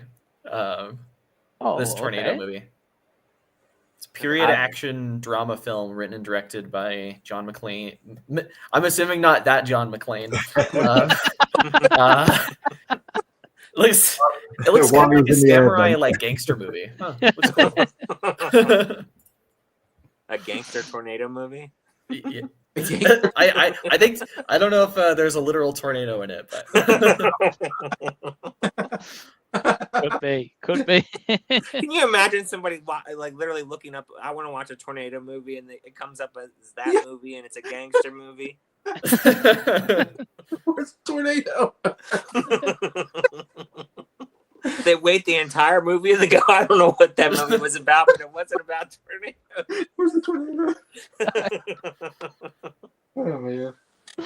Bit of a strange name for a movie, to be honest. Yeah. Yeah. But no. Patrick's joining in on some early chat. He says, I Frankenstein was cool. I'm glad you liked it. Says, damn, Ryan is crushing I Frankenstein. Hate that movie. I know. The Marvel and DC Marshland saying episode 69, dudes. Yeah, man. Yeah. Nearly on episode 70, which is crazy. And yeah, Drew saying I haven't seen Sinners. Okay, that's what Jackson. Yeah, I saw your comment, Drew. I was like, yeah, I wanted to make sure not say anything. Yeah. Okay, we'll keep it spoiler free. Drew saying, what's your guys' favorite Superman movie moment of all time from any Superman actor? For me, it's in the Snyder Cut when he gets his black suit and fights off Steppenwolf. Oh, cool. Okay, that's a cool moment. It's a bit of a given, but I mean, it has to be Captain America grabbing Thor's hammer. I mean, it's one of the few moments in a comic book movie where I actually had a physical reaction when it happened on screen. I slapped my knee and said yes, and I was out of my body. I didn't control myself in that moment. So that clearly has to be my favorite moment in a comic book movie. Nice, man. Yeah, it's a great comic book moment for sure. Is he talking about comic book or is he talking about Superman? I think he was just talking about Superman. My bad. Sorry. I don't know. Like, what's your guys' favorite Superman movie moment of all time? Okay. Right. Captain America's not in Superman. Okay, but he could be in the comics somewhere. He could be. But Elliot, I do love that moment, my friend. I do revisit that scene on YouTube many times. But yeah, have you guys got a Superman movie moment? I mean, Superman 3's pretty interesting for what that is. Superman 3. And Richard Pryor. I mean, it's funny stuff when you think about it. I don't know. I just always harken back to that one because I'm just like, that was so stupid. Like, who made this decision to have cast him in that, you know, and then I don't know. Like, I mean, you know, at the end of the day, like, Superman's so iconic. There's so many moments to pick from the original Christopher Reeve one or Henry Cavill. Like, you say, like, this one, the black suit when he fights Steppenwolf, and the mustache CGI. I mean, we've got to talk about the mustache CGI, right? I don't know. There's many, but yeah, I think for me, Superman 3, because it's kind of like a guilty pleasure. It's terrible, but like it's fun at the same time. What about you guys? I can't really comment much because I've only ever seen Man of Steel, and I've only seen it once. So Okay, that's fair. I can't really comment on a favorite moment. Yeah. I feel like we should all comment on Superman movies just to keep. Yeah, the only one I can think of, like, so I've seen Man of Steel and I've seen like the original Christopher Reeve ones, which especially the first one I remember liking a lot, but I just don't know if I can remember like a specific moment from it that's like my favorite. So what I'm going to say is I'm going to go with Superman 4, The Quest for Peace, and I'm going to go with the shot of him flying that they just use over and over again. It's that horrible green screen. They literally like use the same shot like 3 or 4 times. They do as well, yeah. Budgetary reasons, Jackson. They couldn't put them on the green screen again. Oh man, that's a bad movie. Yeah, but another, like you were saying, like it's kind of so bad it's good at times. Like it has like some fun, like rewatch value. I think. Yeah.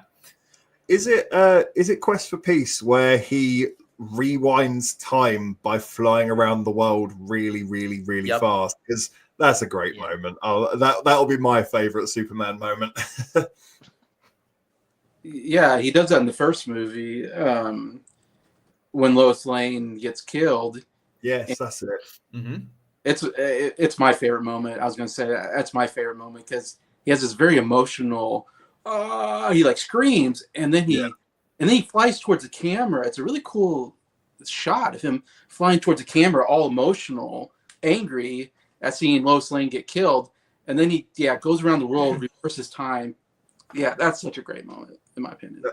That would be my favorite. Now that I understand the question. Yeah. Hey, Elliot, I said, should I just let it go? And I was just going to let it go. Like, we'll just pretend that Elliot said something that, and then move on. Let me dig my grave. Can't leave them hanging. Don't leave them hanging. Tornado movie, Samurai Girl in the Wild Wild West. Okay. Fair. Okay. Sounds cool. Fair. Let's have a look. Yeah, we've got we've got the Porch Man as well, saying, "Hey everyone, hey man, what's going on?" Hey, I'm watching Arrival. I'm watching The Arrival from 1996 with Charlie Sheen. Wow, The Arrival. Okay. Yeah. Never heard of that one. Not the Amy Adams, Denis Villeneuve alien movie. No. It's an alien movie where Charlie Sheen, discovers aliens or something, but yeah. Okay. Okay. Yeah, I don't know if any of you guys have seen this, but I really want to check out. There's a movie, I think this is from around this time. It's also an alien movie called Communion with Christopher Walken.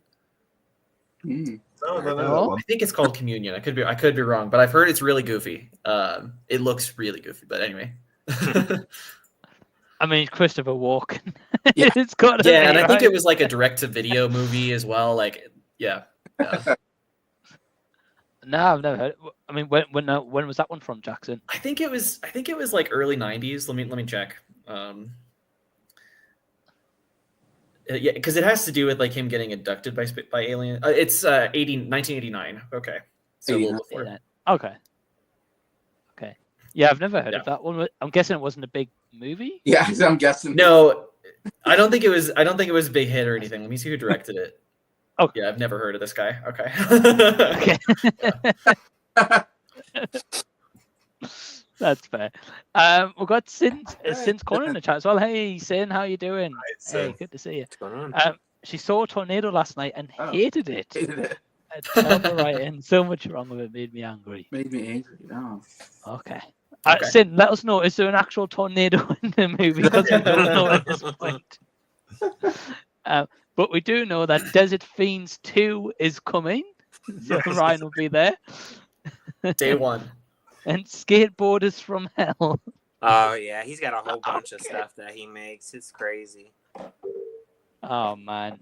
Is he kind of like a Neil Breen character? Like he just thinks these movies are way better than they are, and he's completely oblivious to like how bad they are? Or I don't know. I mean, like some of the stuff that he says he likes, I don't know if he's saying he likes it because he's a bigger YouTuber and he's just trying to say he likes it because he has all these companies that he's sponsoring for, or if he legitimately likes the movies that he's watching, or if he just doesn't watch them and he just says he likes them. I don't know. Because I always wonder that, like, when you're a big YouTuber like that and you're getting all those review copies, surely you can't watch everything that you get reviewed, like, get sent to you. There's no way. I just don't believe it because there's only so much time in the day. And he also directs, and when he's shooting, he's away for X amount of weeks. He does a vlog video every week where he goes out and goes around like 4 or 5 different Walmarts and Targets. So surely that takes him some time to do that. So I can't imagine that he watches everything. I mean, unless he's someone that just likes everything, I don't know. Or maybe he's just saying that. I don't know. I'm not sure, So, I mean, who knows? But, I mean, he's been in a lot of movies. Like, if you look at his IMDb, I mean, I think he's been in, like, at least 100 movies. But, like, you look at them all and you go, yeah, I've never heard of any of these titles. And you look at the reviews. So it's one of those. Okay. Yeah. And if you look at the reviews and the IMDb scores, you go, okay, gotcha. I know what it is. Because he's got some other movie where he explained where he had to make a deal where he had to make all these Amityville movies. He made like an Amityville Karen. He made an Amityville Bigfoot movie. And did he make a Amityville Death Toilet? I yes, remember hearing about that. Well. Okay. I'm in a group chat where these friends have a contest like for horror movies called the Amity Pill, and that they're like, let's just watch all of the Amityville movies, including all of the direct-to-video ones. And there's legit like dozens and dozens and dozens of these. I don't know anybody that's made it more than like 20 movies in, but that's the longest running horror franchise. Amityville. Yeah. I love how we go from a house to a toilet. Yeah. Haunted house, yeah. Oh man, the one place you think you're safe.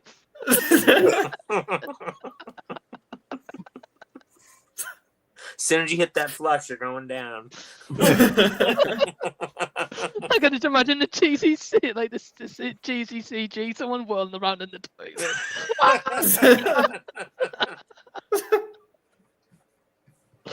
Oh man. Now, Jackson, the one thing that really kind of put me off this dude, right, who Ryan's talking about, and again, right, fair play, anyone who makes a movie, I've never made one, so, I can't comment. I know we talk about movies, but I can't comment, I've never made one. But this guy, that Amityville Karen, right, for anyone who's not seen it, he raised like $100,000 on an indie Kickstarter or something, and I'm not sure how much they're taking fees and costs. I don't know any of that stuff. But anyway, he made $100,000. Now, when you think Terrifier was made on $35,000, it's got impressive practical effects. Yeah, the acting's not great, but it's like on-set locations, practical effects are off the charts for $35,000. This dude had double that budget. Yeah. What the hell did he spend it on? Yeah. He just filmed it in someone's house, and that's about it. I mean, to be fair, he does get some actors that are in other B-flick horror movies and some other, some other movies you may recognize. Like he does get some like he got Abigail Breslin's brother. I know that he's in Desert Fiends. Okay.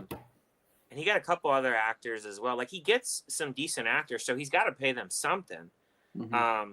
But it's just like from the movies that I've watched, from the 3 that I watched, it's just it's all really goofy and silly. Like nothing is serious. So if it's anything that's supposed to be a horror movie, it's always like really silly with him, from what I've noticed. But at the same time, like it's not a movie where like you enjoy the dialogue at all, or you enjoy the characters at all. Like the things that we look for when we watch movies, it doesn't have any of that. So unless you really are into watching like really bad dialogue type movies and movies where it's just everything is goofy. But it's almost like, if you've ever watched any type of bad movie, how should I put it? It's almost like there's stuff going on, but like none of the stuff really amounts to anything. It's just like a bunch of shenanigans and stuff really going on, but it doesn't really kind of add up with the plot. You know what I mean? Like if you've ever watched one of those kind of movies where, yeah, it's 90 minutes, but like, do you really feel like you're really following everything that's going on? It's just like random scene after random scene after random scene. That's kind of like how his movies feel to me. Mm. And maybe he's made a good movie that I just haven't watched, but from the 3 that I've seen, that's the pattern that I see with him. He wants it to be silly and kind of funny, and you have to really like that kind of humor.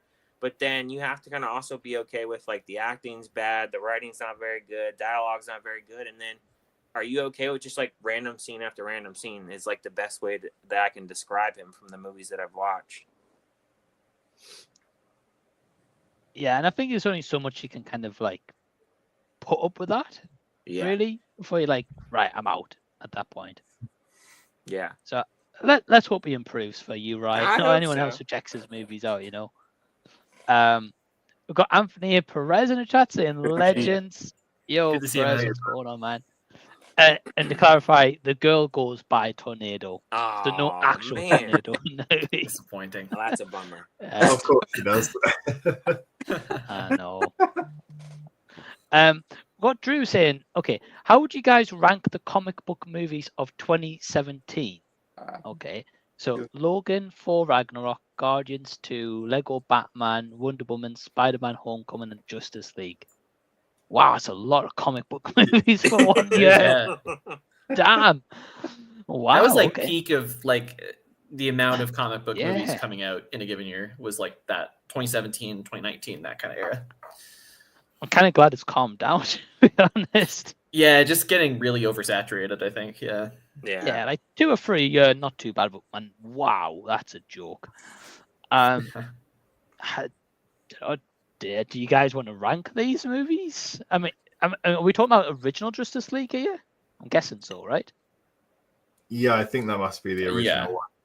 Because Okay, the so that Snyder one's- Cut was like 2021, so Yeah. Right. So number 7's definitely that one then. Yeah, that's dead Yeah. last.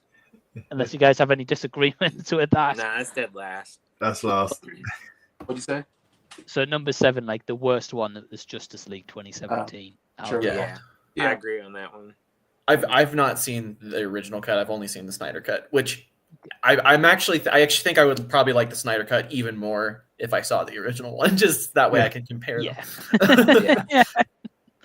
I look forward to your letterbox review, Jackson. I'll keep an eye on. Okay, so then you got Spider-Man Homecoming, Wonder Woman, Lego Batman, Guardians 4, and Logan. Gordon's number 2. Yeah, I Guardians. was going to say, I think I'd have Guardians Volume 2 lower, personally. Yeah. Same. Granted, there's a couple of these I haven't seen, but I think Guardians 2 is my favorite out of all these. It's actually my favorite Wow. MCU movie. Nice. I just think that like Right. I don't know, it has just some of the best like I just love like how kind of low stakes and just kind of nonchalant it feels for a superhero movie. It just doesn't feel like the whole universe is crashing down. It's just like a fun adventure with good characters, that you like, and the stakes are more like personal for the characters, the whole Kurt Russell like father thing and everything. So yeah, that one's great. It's an interesting aspect to look at it from Jackson, to be honest. I think I've only seen it in cinema originally 8 years ago. And I remember bits and pieces. I remember I had fun with it, but I might have to go back and rewatch it, yeah? It's good to hear I your recommend perspective, it, yeah. because I know a lot of people aren't huge on it, to be honest. So I mean, Ragnarok's number 1 for me, but I need to see that one. Yeah, I'm a big Taika Waititi fan. I think my judgment's clouded because I saw Love and Thunder and really didn't like it. But I've heard great things about Ragnarok. good. It's very funny and yeah. Love and Thunder. Nah, Jackson. Not good. But Ragnarok's awesome, though. Like, that was kind of like when he like kind of balanced the comedy, right? Because a lot of it was like improv from the actors. Yeah. Whereas in Love and Thunder, it was like, oh, this really worked, right? Let's up that more, right? Yeah. And then it was like, nah, didn't work. Logan's a great movie. Logan and Ragnarok are really cool. I would have Lego Batman movie in third. I really dig that movie. Doesn't get enough love, in my opinion. I agree. I have that on Blu-ray as well. I love that movie. It's great. I'd fun. agree. That's a fun one. Yeah. Yeah, I'd agree. The first Wonder Woman's a decent movie as well. Okay. I don't mind that one.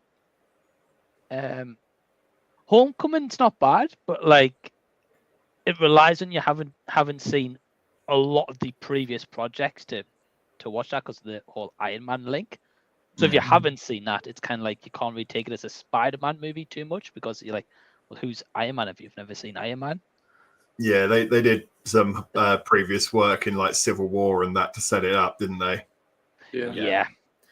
I didn't mind it too much just because I think for me it reminded me a little bit of when I would watch like the 90s Spider-Man TV show where sometimes like you'd get other characters like Iron Man showing up and it was more like, you know, it's I didn't feel like it was like you had to like it was like super integral to the story or anything. To me the story still kind of worked like independent of that stuff, but at least like as long as you know who Iron Man is and his relationship to Spider-Man, I guess it sort of makes sense, right? But Yeah, like I get where you're coming from, Jackson. I definitely do agree to an extent. It was last year they re-showed all the Spider-Man movies, part of that like Sony re-release. So I saw like the Sam Raimi trilogy ones, and I saw the Garfield ones, and then I saw Homecoming. And there was a lot of it I was like, yeah, like I really enjoyed that part, but then there's a lot of it, like again, relying on you haven't seen the MCU, where it's like, oh, joining the MCU at the end and that kind of whole thing. And again, it's like it relies on you watching a lot of the previous stuff, which if you have, it's great because you're like, oh, hey, this fits in great. But I think it kind of whereas like the previous Spider-Man movies don't rely on you having watching everything else, kind of, you know. Mm-hmm. Yeah, that's true. It's not bad. It's not a bad movie though. I'd agree. Jess is saying I love Lego Batman. It's a fun movie. Yeah. I've got my brother Joe as well saying, evening gents, hope everyone's well. Joe, what a handsome panel we have on tonight. Well, thanks, bro. I appreciate it. Dark Knight quote, I'm not wearing hockey pads. Oh, yeah. I think his comment above that explains where he's coming from a little bit. Yeah. Right. Out of the actors who played Batman in live action, who do you think is the best? For me, I'd say Christian Bale. I know people trash on his voice, but the voice does make for some very memorable lines. Okay, thanks, Jackson, by the way. I missed that one. Sorry. Yeah, no worries.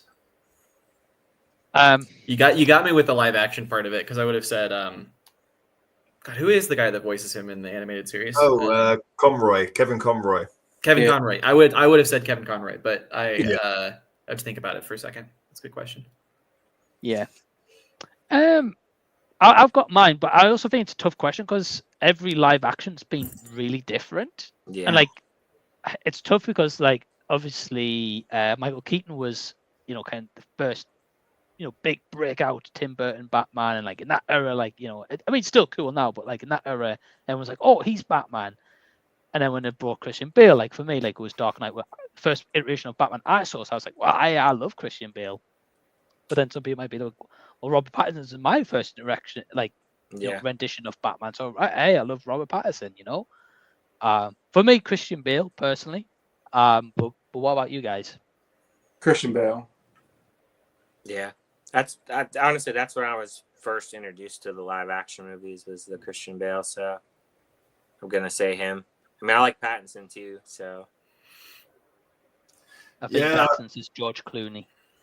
George Clooney's terrible. I was gonna make that joke. Oh, damn. No, I like Christian Bale a lot. I really love the Pattinson take on the character. It's not like the one I grew up with, obviously, because it's so new. But I don't know. I think that sort of like quiet like approach to Bruce Wayne is really cool. Emo Batman. Yeah, that's kind of the version I wanted to see in live action from when I was a kid. So yeah, I do love his take on Batman, though, Jackson. I definitely do agree. Even the Bruce Wayne part, like I say, like the emo side of it, and kind of like keeping more in the shadows, like even in his personal life and stuff. Like I really enjoyed that aspect of it, and I think there's so much more you can build on that as well. He's not just like the typical really handsome playboy persona Bruce Wayne. He's like the more grounded kind of Bruce Wayne. Yeah, which I really like. Like Christian Bale, I think does the best at the like playboy Bruce Wayne thing, because I mean, especially like his casting after having been in like American Psycho, playing like you can see a lot. I think you could see a lot of his American Psycho performance in his Bruce Wayne, which is really interesting. But I agree.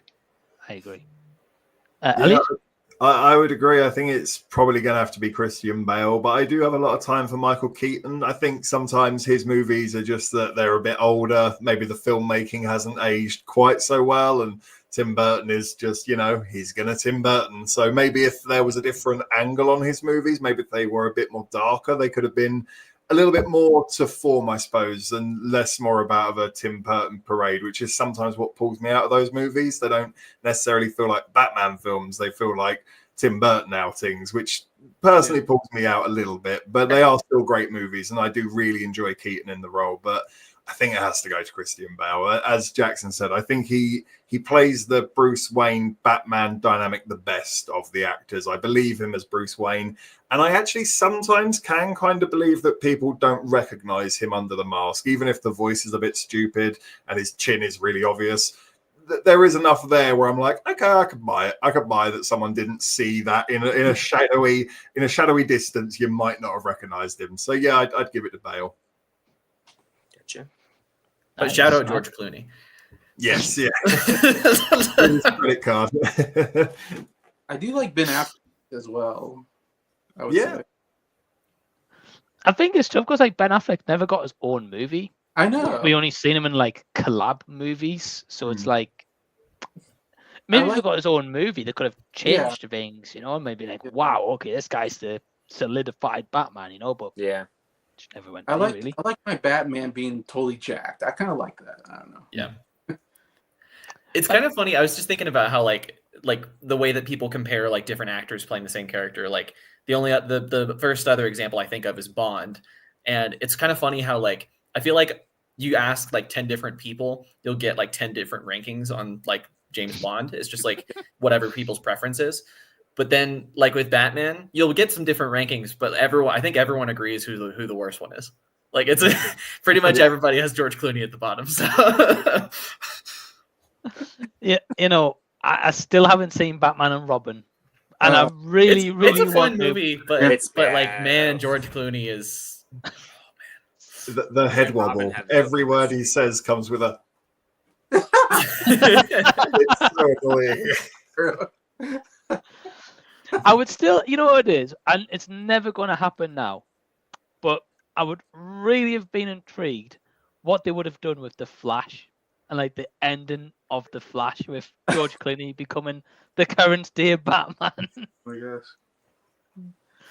Like I wonder if it actually could have been like a redemption arc from like all these years later. Yeah. Like, he's grown as an actor, as a person. He's grown since that original movie. Like, people could have been like, wow, okay, I appreciate his Batman now. He feels like he should work when you think about George Clooney as an actor. Like, it doesn't sound crazy that he would be Batman, but when you actually watch it, you're like, Christ, this is a mess. It's so weird.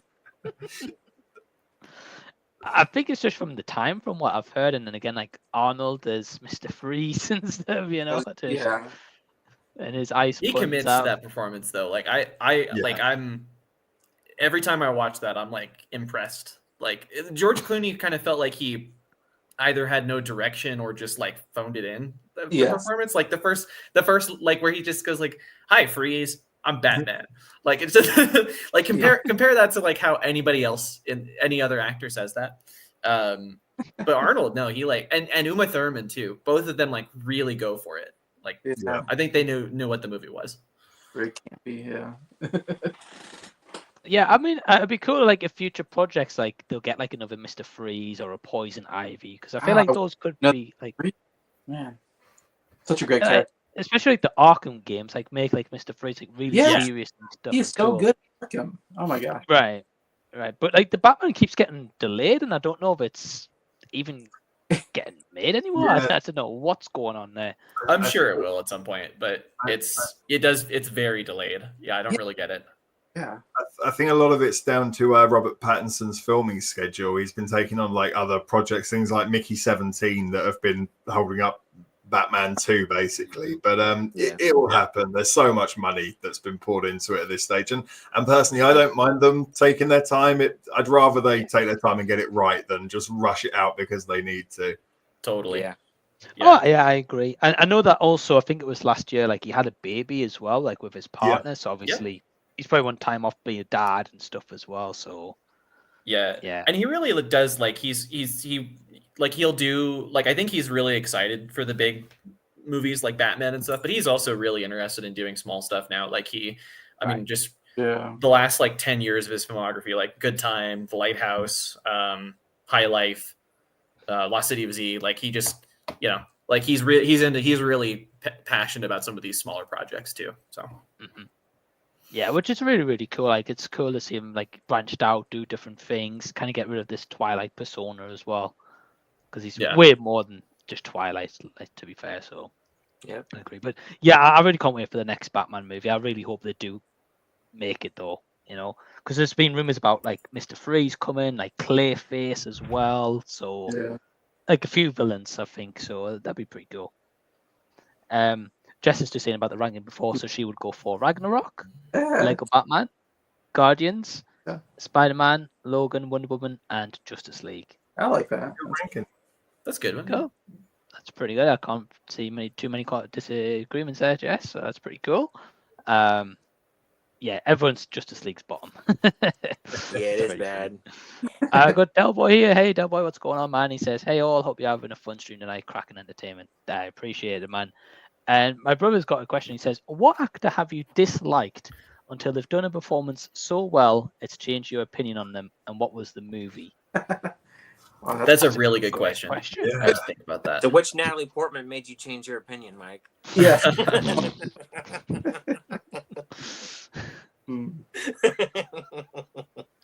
You know what? Man. I'm actually going to use her as my answer because I usually find her performances like very like studied, like it feels like she's done a dissertation type like level of research on the role. It feels very clinical and kind of can be like kind of stiff sometimes.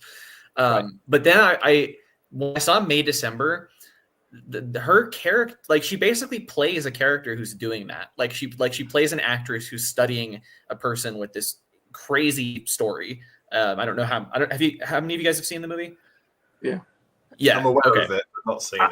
I know of it. I know like the storyline. Okay, right? Yeah. So I mean, you're researching like in kind of a true crime way, like somebody that like kind of evil in a way, and she's like going for it. She's doing almost like the Tropic Thunder, like, hey, like these things I'm doing in real life, it's all under a guise of I'm acting. And I was just really blown away with how like conscious she kind of worked that into the performance. So I'll go with that one. Nice, man. I might have to check that one out because I heard a lot about it and mostly positive, but then some like say, but like, yeah, it's not bad. And I've seen quite a few of her movies. Like, one thing I can say that she's not a terrible actress or anything like that. She is a good actress, but I don't know, man. I just can't get away with it. I don't know what it is. I just can't. But hey, Jackson, it's cool that she turned it around for you, though. You weren't a huge fan when you saw that, and you're like, oh, okay. Yeah, for sure. It might have the same effect, Jackson. I don't know. I might have to. I don't know if I dislike her as much as you do. Like because I think she's fine in Black Swan. Like she's pretty good. But like like she's never really like. I've never really felt that immersed into her performances. Like I said, they just feel like somebody studying a character to like do this as opposed to it being like really authentic, Right. I can get that for sure. Elliot, have you got one? Yeah, I was having a little bit of a think about it, and the one that came to me would be Vince Vaughn. He can act. There are odd roles through his very hefty cinematography, these hidden gem moments where, he can act. He's not just some big doofus guy who stands in the corner with his hands in his pockets shrugging and being like, I don't know, I'm just hapless. Like, I don't know how he's managed to get away with just phoning in the same performance through every single one of these comedies throughout the 2000s. But there are these little moments where you're like, oh, he can act. True Detective season 2. It's not a great season of TV, but he's probably the best damn thing about it. He takes on a really interesting role as an evil gangster. And there's a lot of character and depth there and nuance. And I thought he explored it terrifically. I thought he was the best thing about the show. He's also in another movie, a very small indie movie. I think it's called Brawl in Cell Block 99, I think it's called. I was wondering if you'd bring that up because that was a big one for me, like with Vince Vaughn. Yeah, that's a different type of movie for him. Absolutely. He completely transforms. You see a completely different side to him. And it's just so refreshing. It's like, there's the Vince Vaughn that I know and love, not this hapless dude who just always pulls the hottest girl in every comedy. So mine would be Vince Vaughn. It's for some reason I hang in there because I know that he can do the job. He just doesn't do it enough, unfortunately. That's a good answer, man. I've always quite liked Vince Vaughn, and the Brawl in Cell Block 99 I still need to see. I've seen the poster so many times, and I've heard it's so good things I've heard. It's a little overlong. I think Zoller, like the director, S. Craig Zoller, he likes his movies on the longer side. But it's really like, oh my god, like there's some of the violence, man, in that movie. It's a lot. It's a lot, yeah. Right. I've heard, but I do want to check it out though because I've heard like nothing but great things. And again, like I saw the poster and I was like, wow, it looks completely different, you know. So I was like, that alone really got me intrigued for sure. So yeah, great answer. And so we've got Natalie Portman, we've got Vince Vaughn. Jason, what about yourself? Yeah, I just thought of one. It's a good question. Mark Wahlberg. I'll be honest. I thought he was a terrible. Okay. First saw him in Planet of the Apes, the Tim Burton remake. I forgot he's in that. He's terrible, and I thought, man, this guy's a bad actor. And then, to me, the movie, it might be The Fighter. I thought he was good in The Fighter. Yeah. And then I thought he's really good in Patriots Day, the movie about the Boston Marathon bombing movie. I really love that movie, and I thought he gave a really great performance. I was really impressed. I think those two movies, I was like, you know what? I'm kind of wrong. I kind of really like Mark Wahlberg now. Anytime he's in a movie, I'm like, I don't know. And he seems like such a good guy too, a real good family man in real life. I don't know. I'm kind of turned around on him. That's a good answer though, Jason. Yeah, like there's particular movies of his I'm like, he's the same Marky Mark. We all know. And then there's a few ones I'm like, yeah, okay, like he's done something a little bit different here. Yeah, like one of them, I think most recently I didn't mind was Father Stew, I think it was. Yeah. I felt like, you know, first half it was kind of like, you know, kind of typical him, but then the second half I was like, wow, okay, he's quite different at the minute. Yeah. I absolutely love him in The Departed. I can't take my eyes off him in that movie. he got an Oscar nomination. It definitely changed. Like, wow, this guy's a nominated actor now. Like, I was never expecting that, but yeah. There's also a cop movie he's in called it's called We Own the Night by James Gray. Yeah, he's really good in that. That's like I think that's probably his best dramatic performance that I've seen. But yeah, it's nothing like the Marky Mark persona that he does. Which I like him a lot in like The Other Guys. I think he's pretty funny in. Yeah, he's been so good in comedies lately with The Other Guys. I like the one with Will Ferrell. And I'm forgetting. Not the first movie, but the second movie I think is actually really funny. Where he's married to his ex-wife and is that Daddy's Home? Yes, Daddy Home 2. Daddy's Home is okay. Daddy's Home 2 is hilarious. And also Ted is pretty funny. I don't know. That's pretty funny. Wahlberg does comedies where he's, I don't know, playing off somebody really funny, and he's so good as a straight character. I don't know. Yeah, and that's fair, Jason. You know, it's cool that like at least he turned it around for you. And like again, yeah, Ted's fun. Ted's fun movie. Ryan, what about yourself? I'd say like we kind of touched on like Robert Pattinson with him in like Twilight and how he turned his career around. I would say like Kristen Stewart. I think like she's been really turning around. I mean, she's had Spencer. She's had Love Lies Bleeding. I know this isn't a popular movie that people like, but Crimes of the Future. I like that one. Well. She's so good in that one.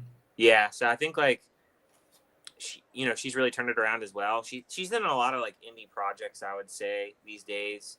Because I know this year she did Love Me, which I really wasn't a fan of that, but she was in that.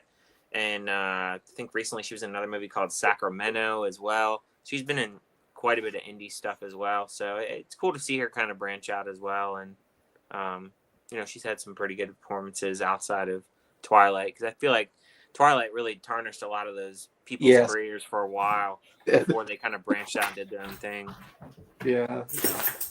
Yeah, I agree. And yeah, like definitely Kristen Stewart and Rob Pattinson definitely changed their movie trajectory careers for sure. So great answer, Ryan. I think for me, very quickly, it hasn't changed my mind on them completely. But Melissa McCarthy in Little Mermaid. I don't like Melissa McCarthy, right? And because she's always like the dumb, dumb person in a comedy movie, does the same stick all the time. But in Little Mermaid, I thought like she quite suited the role of Ursula, and she kind of like bought into the role and what it was supposed to be, and just did something different. Yeah. But I have a bad feeling she's going to go back to the comedy stick in the next movie. So I'm like, well, that's very, that one moment, I liked it. But yeah, great question though, Joe. We have got a few other quick questions we'll quickly go through, and then we are going to wrap this up. Because don't want to keep these guys too long. Just saying, Joaquin Phoenix was really dislikable to me before I saw Joker and Her. Yeah. Awesome. Yeah. I didn't even know that, Jess. I didn't know you disliked him. Finding something out new about my partner. Right. Yeah. Two big movies. And then Sophie saying, I only got impressed with Leonardo DiCaprio when I saw Revolutionary Road. Okay. Yeah, that's cool. And we've got Ryan saying, if you could be one of the members of Fantastic Four, which one would you be, and why would you want that superpower? Ooh. Man, I don't know. I mean, it had to be Johnny, right? Yeah, I don't think anyone's picking the Thing, are they? Nah. Yeah, Johnny, I guess because he can fly. Yeah, I mean, I don't know what it'd be like setting yourself on fire and like, if you wore clothes, that would be a nightmare. You'd be buying new clothes all the time, But yeah, I don't know. Yeah, I don't know. Good question, though. Yeah, I'm thinking it's either Flame On or Invisible Woman. They're probably the two best ones. I can't see the benefits of being like mega stretchy, really. That's what I was thinking. If I want to be stretchy, maybe. I don't know. Unless you're in the supermarket and you can't reach the top shelf, then you need it. Yeah. You could dunk in basketball. That'd be useful. Yeah. Easy career. Yeah. Right. The remote. Yeah. That'd be nice. It's true. I would say the Thing because, you're built like a rock. I mean, there's not too many people that are going to mess with you. No one's going to mess with you. You know what I mean?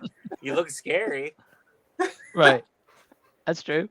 That's the Thing. Great question. We've got two more questions. We'll quickly go through, and then after that'll be it. Jess laughing at you, right? So Del Boy saying, I don't like remakes of films unless they're offering something new. Right. Don't go down the reboot road. But for each of you, what film would you dislike to see remade? I feel like there's more I would dislike to see remade than ones I'd like to see remade. At least of like my favorite movies and stuff. Think about that. What's like the movie I'd hate the most to see remade? Unfortunately, a lot of them have happened for me. I never wanted them to touch Texas Chainsaw Massacre, but they made one like 2 years ago. Yep. I guess for that one, it's like there are enough sequels where it was just a matter of time before they did the soft reboot thing. Like with Halloween, they just called it. At least the Halloween one was okay. That Texas Chainsaw one, oh man. Yeah. Oh, I have one. Jaws. That's what I would say.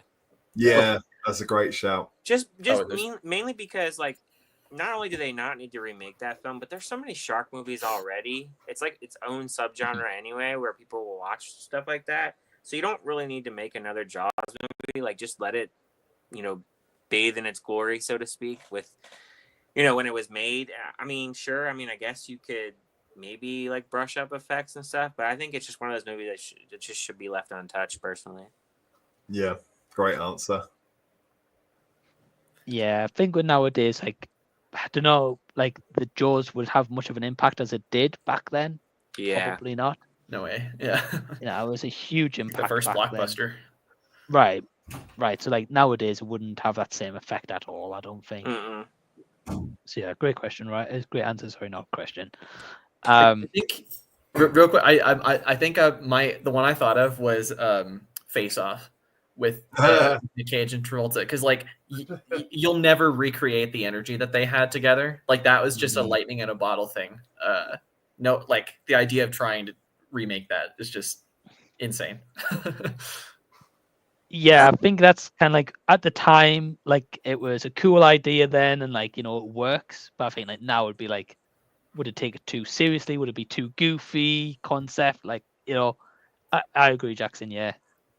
Could we get them both back for a sequel though? Because that I'd like to see. I would do that.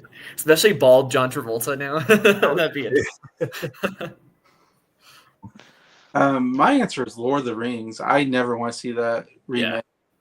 It was done kind of perfectly adapted, kind of a book that's hard to adapt. It adapted the book very well, I think. That made it such a cinematic masterpiece, in my opinion. And if they did it again, I feel like they're just going to add a bunch of modern stuff to it that's going to ruin it. I don't know. Yeah. Plus, they already have those extended editions anyway. So, I mean, it's a pretty lengthy. Like each movie's pretty lengthy anyway with the extended edition. So, I don't really think you need to fill anything else out or change anything about it at this point. No, I don't think you can do it better. I don't know. No, I agree. For me, I would have to go with I say Your a Name. remake of Your Name. They are making a live action American live action. Oh no! Really? And I just think like that story works so well for anime. Like, how would you do that in live action? And have that same capture that magic and like the meteor and everything that happens in that movie. And they're making a live action American. I'm like, why are we doing this? The only thing that's got me kind of faith in it is like the kind of some of the team that worked on that is working on the live action.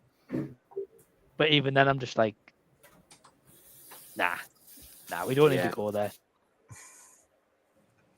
Yeah, it's tough. Like, you know, some things I don't mind seeing remade, but I think some things, like you guys give some great examples, just do not need to be touched again. Just leave it as it is. But last question we're going to go to very quickly. Perez is saying, if you could interview one celebrity on your channel for a full hour, who would be your dream celebrity interview? It's tough.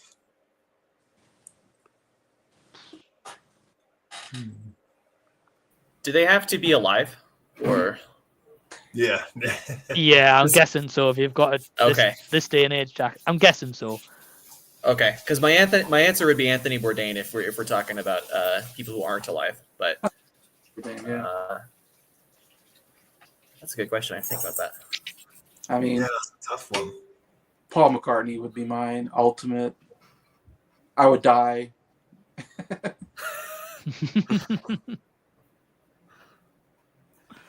Nah, that'd be awesome, Jason. I know you're a huge Beatles fan, so yeah, that'd be pretty cool. I'm sure Adam Watherjim would probably be the same answer as well. Oh yeah, I'm sure. Yeah.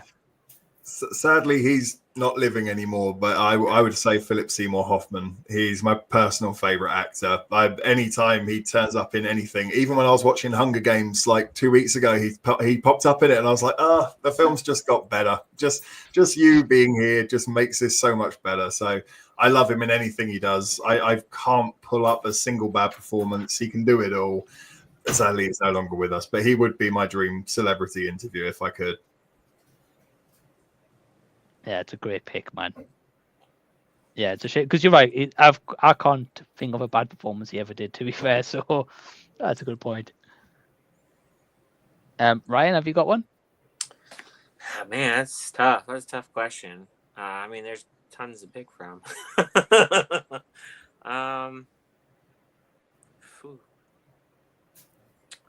I don't know who I'd go with, to be honest with you. I'd be curious to go ahead. I was going to say, I've got one that's not an obvious one, right?